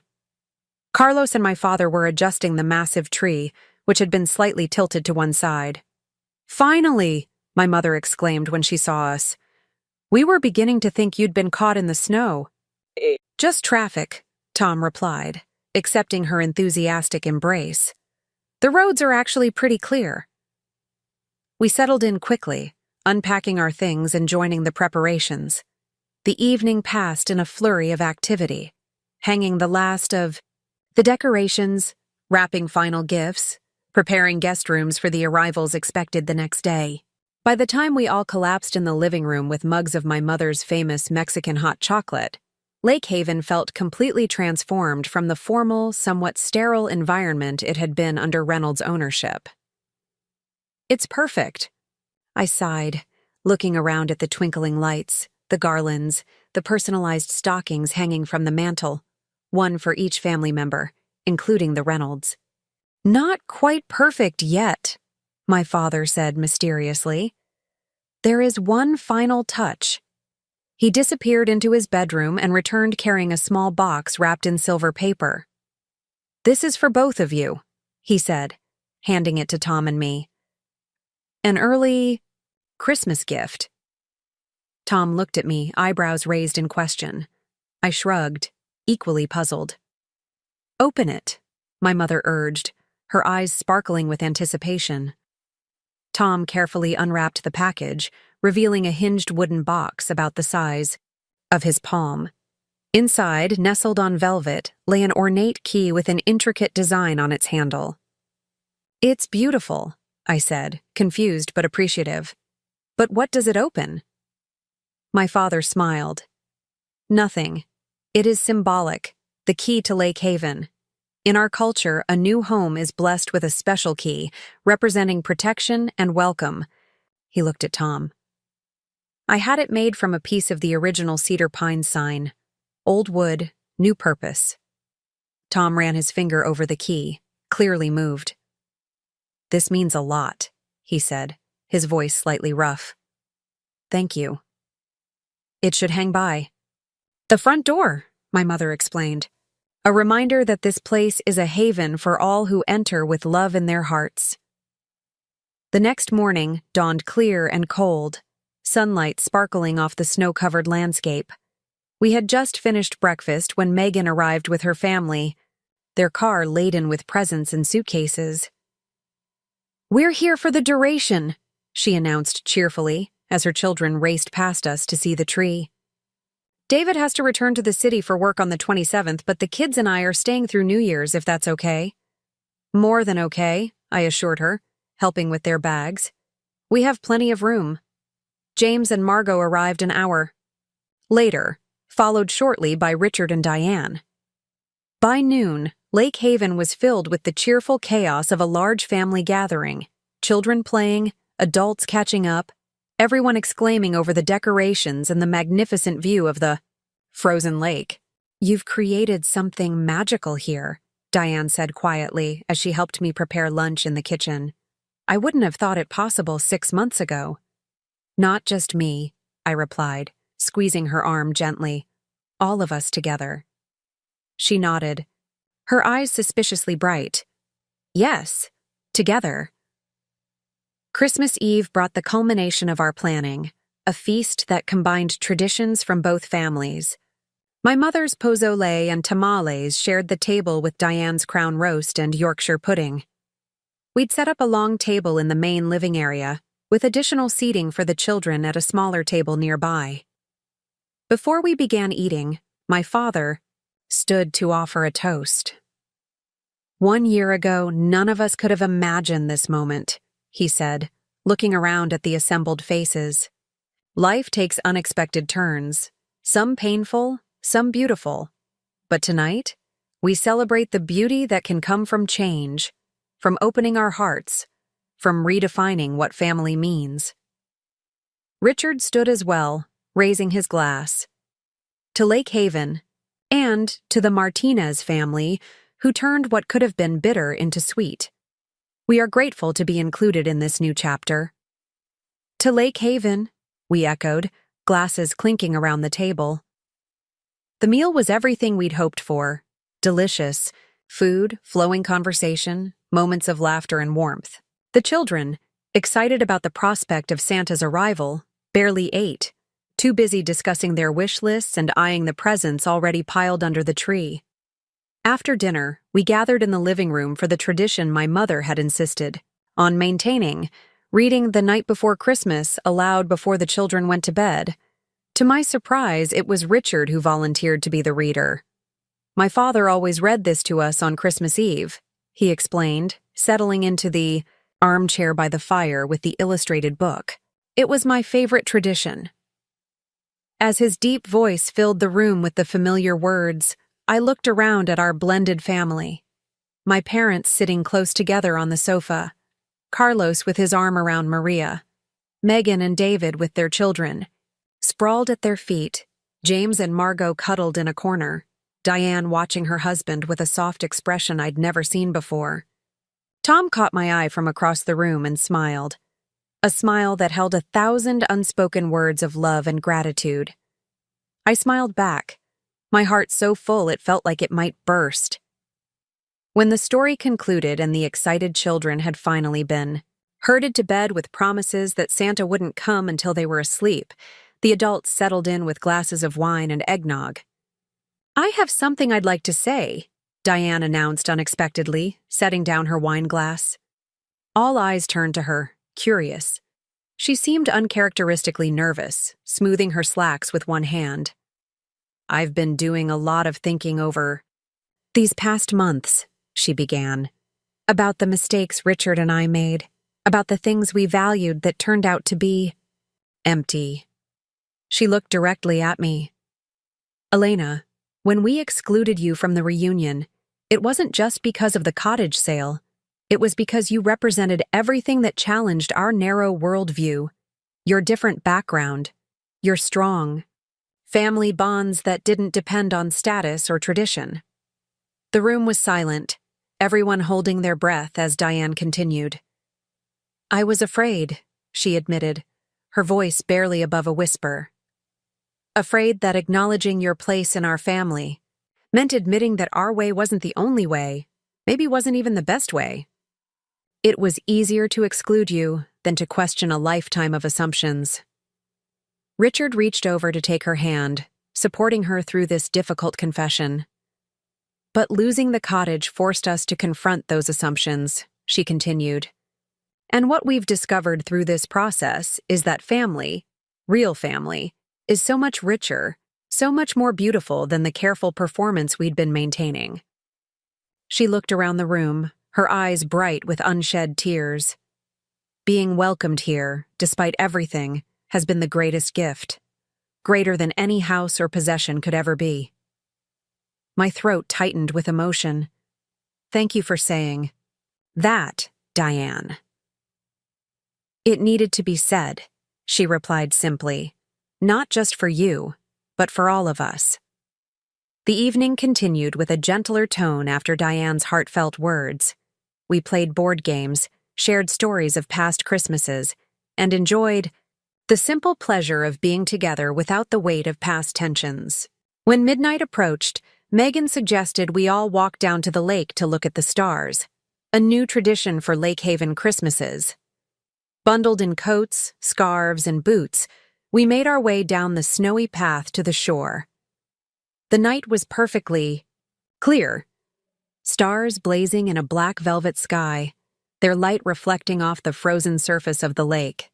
Our breath-formed clouds in the cold air as we stood in reverent silence, absorbing the beauty of the moment. Tom slipped his arm around my waist, pulling me close. "Merry Christmas, Elena," he whispered, his lips brushing my ear. "Merry Christmas," I whispered back, leaning into his warmth. As we stood there surrounded by our families, both of them, now truly one, I reflected on the journey that had brought us to this point. From rejection and hurt to ownership and inclusion, from division to unity, from exclusion to embrace. The text that had started it all, family only this year, had been transformed into something entirely different. Now family meant all of us, together, creating new traditions while honoring the best parts of the old ones. Christmas morning arrived with fresh snowfall, adding another layer of magic to Lake Haven.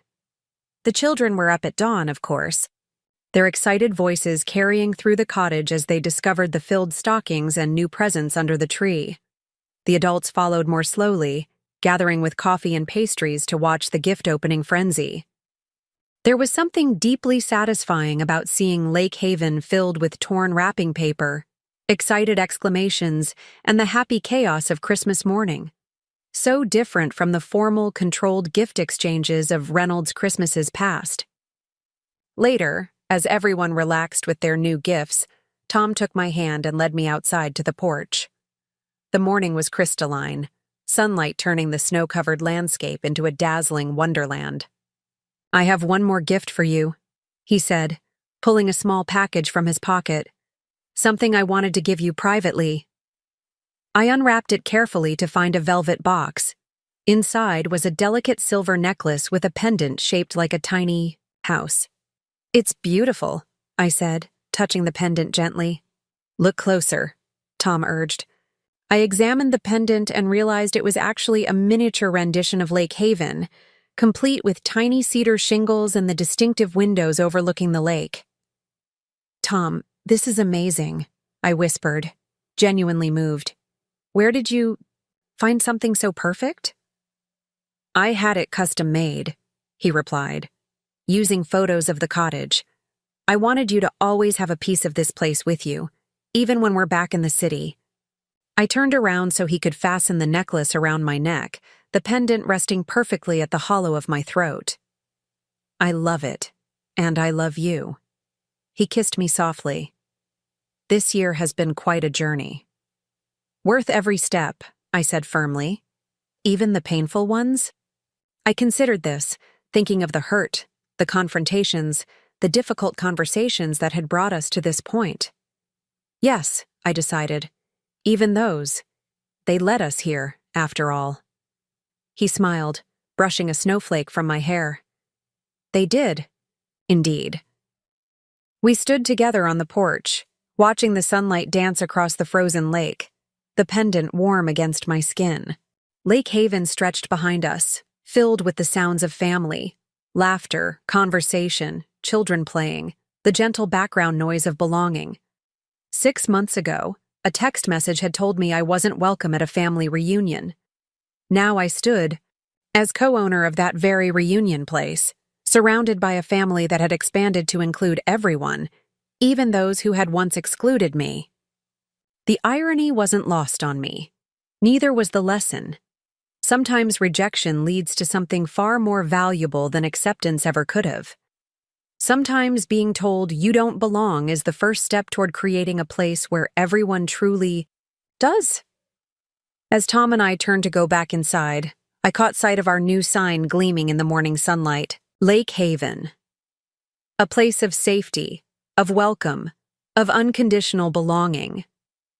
A place where families could heal, grow, and transform. A place that had become ours not just through legal ownership, but through the harder, more important work of creating genuine connection. "Ready to go back in?" Tom asked, nodding toward the door.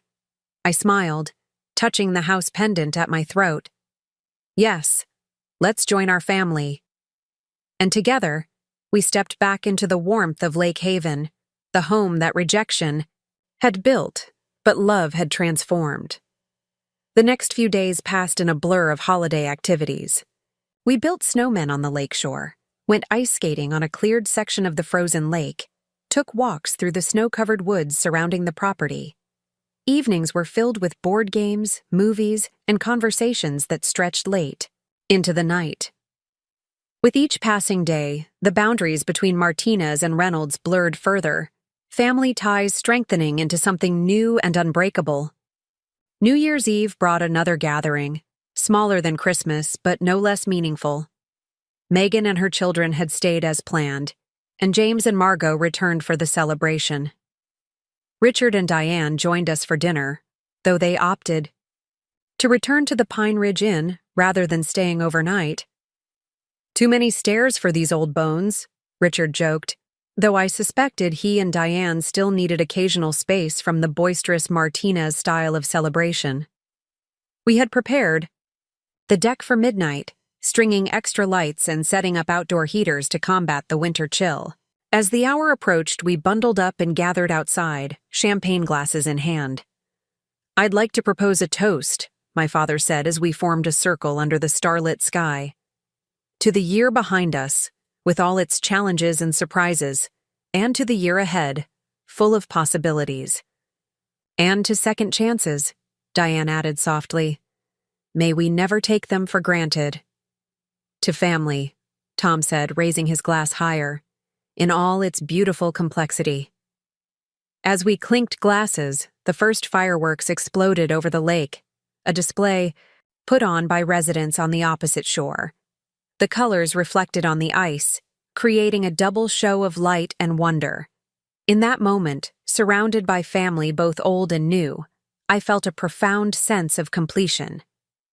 The journey that had begun with exclusion had led to something I could never have imagined, a true blending of lives, traditions, and hearts. When midnight struck and cheers erupted around the circle, Tom pulled me close for our New Year's kiss. "Happy New Year, Mrs. Reynolds Martinez," he whispered against my lips. "Happy New Year," I replied, savoring the rightness of being exactly where I belonged. The first days of January brought departures, Megan and her children returning to their home, Carlos and Maria heading back to Chicago for work, my parents staying for one more week to help close up the cottage for a brief winter hiatus. Before my parents left, we sat together by the fire, discussing plans for Lake Haven's future. "We should open it to extended family too," I suggested. "Cousins, aunts, uncles, anyone who wants to experience this place." My father nodded approvingly. "The more love fills these walls, the stronger they become." "And maybe a summer camp for the children?" my mother added. 2 weeks in July, perhaps, where all the cousins can be together. Tom smiled at their enthusiasm. "I think my grandparents would have loved what this place is becoming. They always wanted it to be full of life and laughter." As we closed up Lake Haven for our own return to Chicago, I took a final walk through each room, appreciating how much had changed in just 6 months. The walls were warmer colors now, family photos, both Reynolds and Martinez, hung in carefully arranged clusters, touches of both cultures evident in every space. In the entry hall, the symbolic key my father had given us hung beside the door, a reminder of the sanctuary this place had become. I touched it gently, a silent promise to honor its meaning in the years to come. Tom found me there, car keys in hand. "Ready to go?" he asked softly. "Almost," I replied. "Just saying goodbye. For now." He wrapped his arms around me from behind, both of us gazing at the key. "It's strange to think how this all started." "With rejection," I murmured. "And ended with something better than acceptance," he finished. "Something completely new." We locked the door behind us, the sign Lake Haven catching the winter sunlight as we drove away. In my purse, I carried a small notebook filled with plans for spring planting, summer gatherings, and fall festivities. A full year of Lake Haven moments waiting to unfold. 3 months later, as the first signs of spring began to appear in Chicago, we received an unexpected invitation. Richard and Diane were hosting a dinner at their new condominium, and they wanted Tom and me to be their first official guests. "Should we go?" I asked Tom, uncertain what to make of this development. "I think we should," he replied after considering it. "They're trying, Elena. That counts for something." The condominium was nothing like their former Lake Forest mansion, smaller, simpler, with views of the city rather than manicured gardens. But as we entered, I was struck by how much warmer it felt than their previous home had ever been. Diane greeted us with genuine warmth, taking my coat herself rather than directing me to a closet or housekeeper as she would have in the past. Richard offered drinks, seeming comfortable in the role of host rather than lord of the manor. "We've been wanting to have you over for weeks," Diane explained as she led us into the living room. "But we wanted everything to be just right."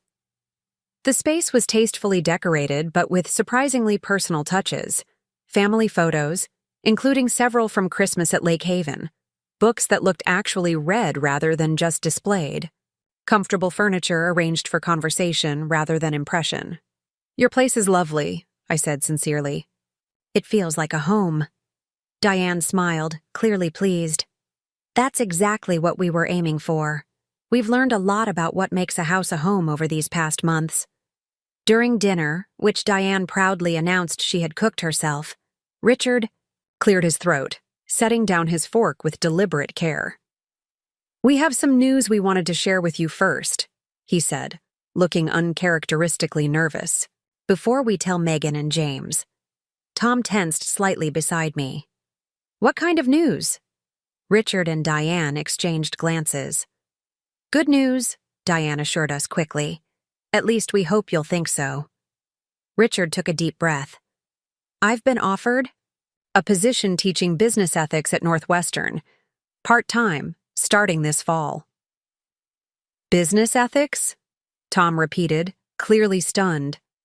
His father had always dismissed academia as being for those who couldn't succeed in the real business world. Richard nodded, a hint of color rising in his cheeks.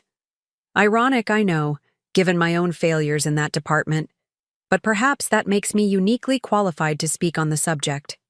That's wonderful," I said, genuinely impressed by this transformation. "Congratulations." "And I've started volunteering at the Art Institute," Diane added. "Just 2 days a week, leading tours for school children. It's been incredibly rewarding." As they shared more details about their new ventures, I was struck by the genuine enthusiasm in their voices. These weren't the calculated moves of people trying to rebuild their social standing. These were the choices of individuals who had fundamentally reevaluated what mattered to them. Later, over dessert, Richard brought up Lake Haven. "We've been thinking about the summer reunion," he said carefully. "And we'd like to contribute somehow, not financially," he added quickly, "but perhaps with planning, organization, whatever, would be helpful." "That would be wonderful," I replied, touched by the offer. "It should be a group effort anyway, everyone contributing what they can." "We thought perhaps a theme this year," Diane suggested. "Something that celebrates both families' heritage, a cultural exchange of sorts." "I love that idea," I said, genuinely excited by the prospect. My mother would be thrilled. As we drove home that evening, Tom was unusually quiet. "What are you thinking?" I asked, watching his profile in the city lights. "I'm thinking about second chances," he replied after a moment. "About how rare and valuable they are." He glanced at me. "My parents are different people now. Or maybe they're finally the people they were meant to be all along, before status and appearance became everything." "People can change," I said, softly, "when the right catalyst comes along." He reached for my hand across the console. "You were that catalyst, Elena. You and your family. You showed them what they were missing by valuing the wrong things." "We all changed," I acknowledged. "That's what family does. Challenges us, shapes us, makes us better versions of ourselves." Spring unfurled across the Michigan lakeshore, bringing Lake Haven back to vibrant life. We visited as often as our work schedules allowed, sometimes alone, sometimes with various family members. My mother planted a garden that combined ornamental, flowers with herbs and vegetables, beautiful and practical, just like her approach to life. My father and Richard worked together on rebuilding the old dock, their different approaches to the task somehow complementing each other. By the time Memorial Day arrived, Lake Haven was ready for its first full summer season under new ownership. The weekend brought both families together again, launching what would become a pattern of shared holidays and ordinary weekends alike. One evening during that weekend, as sunset painted the sky in spectacular colors, I found myself sitting on the new dock with Diane. We had developed an unexpected friendship over the months, one based on genuine appreciation rather than obligation. "I never thanked you properly," she said, as we watched the sun sink below the tree line. "For what?" "For not giving up on us. After how we treated you, you would have been justified in cutting us out completely." She turned to look at me directly. "Instead, you opened your heart and your home to us. You gave us the chance to become better people." I considered her words carefully. "I think perhaps we all needed this place," I said finally, gesturing toward the cottage behind us. "A neutral ground where we could redefine ourselves and our relationships." "Lake Haven," she mused. "It really has become that, hasn't it? A haven for all of us." We sat in companionable silence as the first stars appeared in the darkening sky. Behind us, voices and laughter drifted from the cottage, Tom and James debating something good-naturedly, my mother and Megan discussing recipes, children giggling as they played a board game under Carlos's supervision. The sounds of family, not Martinez, not Reynolds, but something new and beautiful that encompassed both while transcending either. As summer progressed into fall, and fall gave way to another winter, Lake Haven continued to evolve. Each season brought new traditions, new memories, new connections. The annual reunion expanded to include extended family from both sides, a joyous celebration that bore little resemblance to the formal, exclusive gatherings of Reynolds' past. 1 year after, purchasing Cedar Pines Cottage, my family hosted a special dinner to commemorate the anniversary. Everyone who had been part of that tumultuous journey gathered around the expanded dining table. My parents, Carlos and Maria, Megan and her family, James and Margot, Richard and Diane, and of course, Tom and me. My father stood to offer a toast. "1 year ago, we bought a house," he said, looking around at the assembled faces. "Today, we celebrate a home created not by ownership papers or legal rights, but by love, acceptance, and the courage to begin again." Richard raised his glass in response. "And to the Martinez family, who taught us that true wealth isn't measured in property or prestige, but in the joy of belonging." As glasses clinked around the table, I caught Tom's eye. In that shared glance was a world of understanding, about how far we'd come, about the beauty that can emerge from pain, about the family we had created together. The text that had once excluded me now seemed like a distant memory, replaced by countless messages of inclusion, invitations, and genuine connection. The family that had once deemed me unwelcome had become part of a larger, richer family fabric, woven together by choice rather than obligation. Lake Haven stood as a testament to what happens when rejection is met not with bitterness, but with creative determination.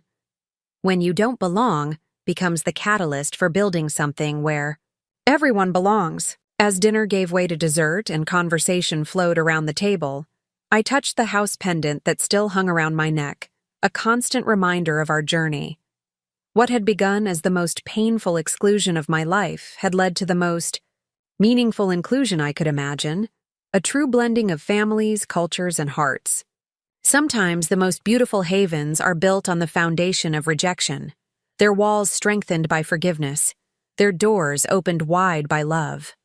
Lake Haven was living proof of that truth, a place where family only had been transformed into family is everyone who chooses to belong. And in that transformation, we had all found home. Up next, you've got 2 more standout stories right on your screen.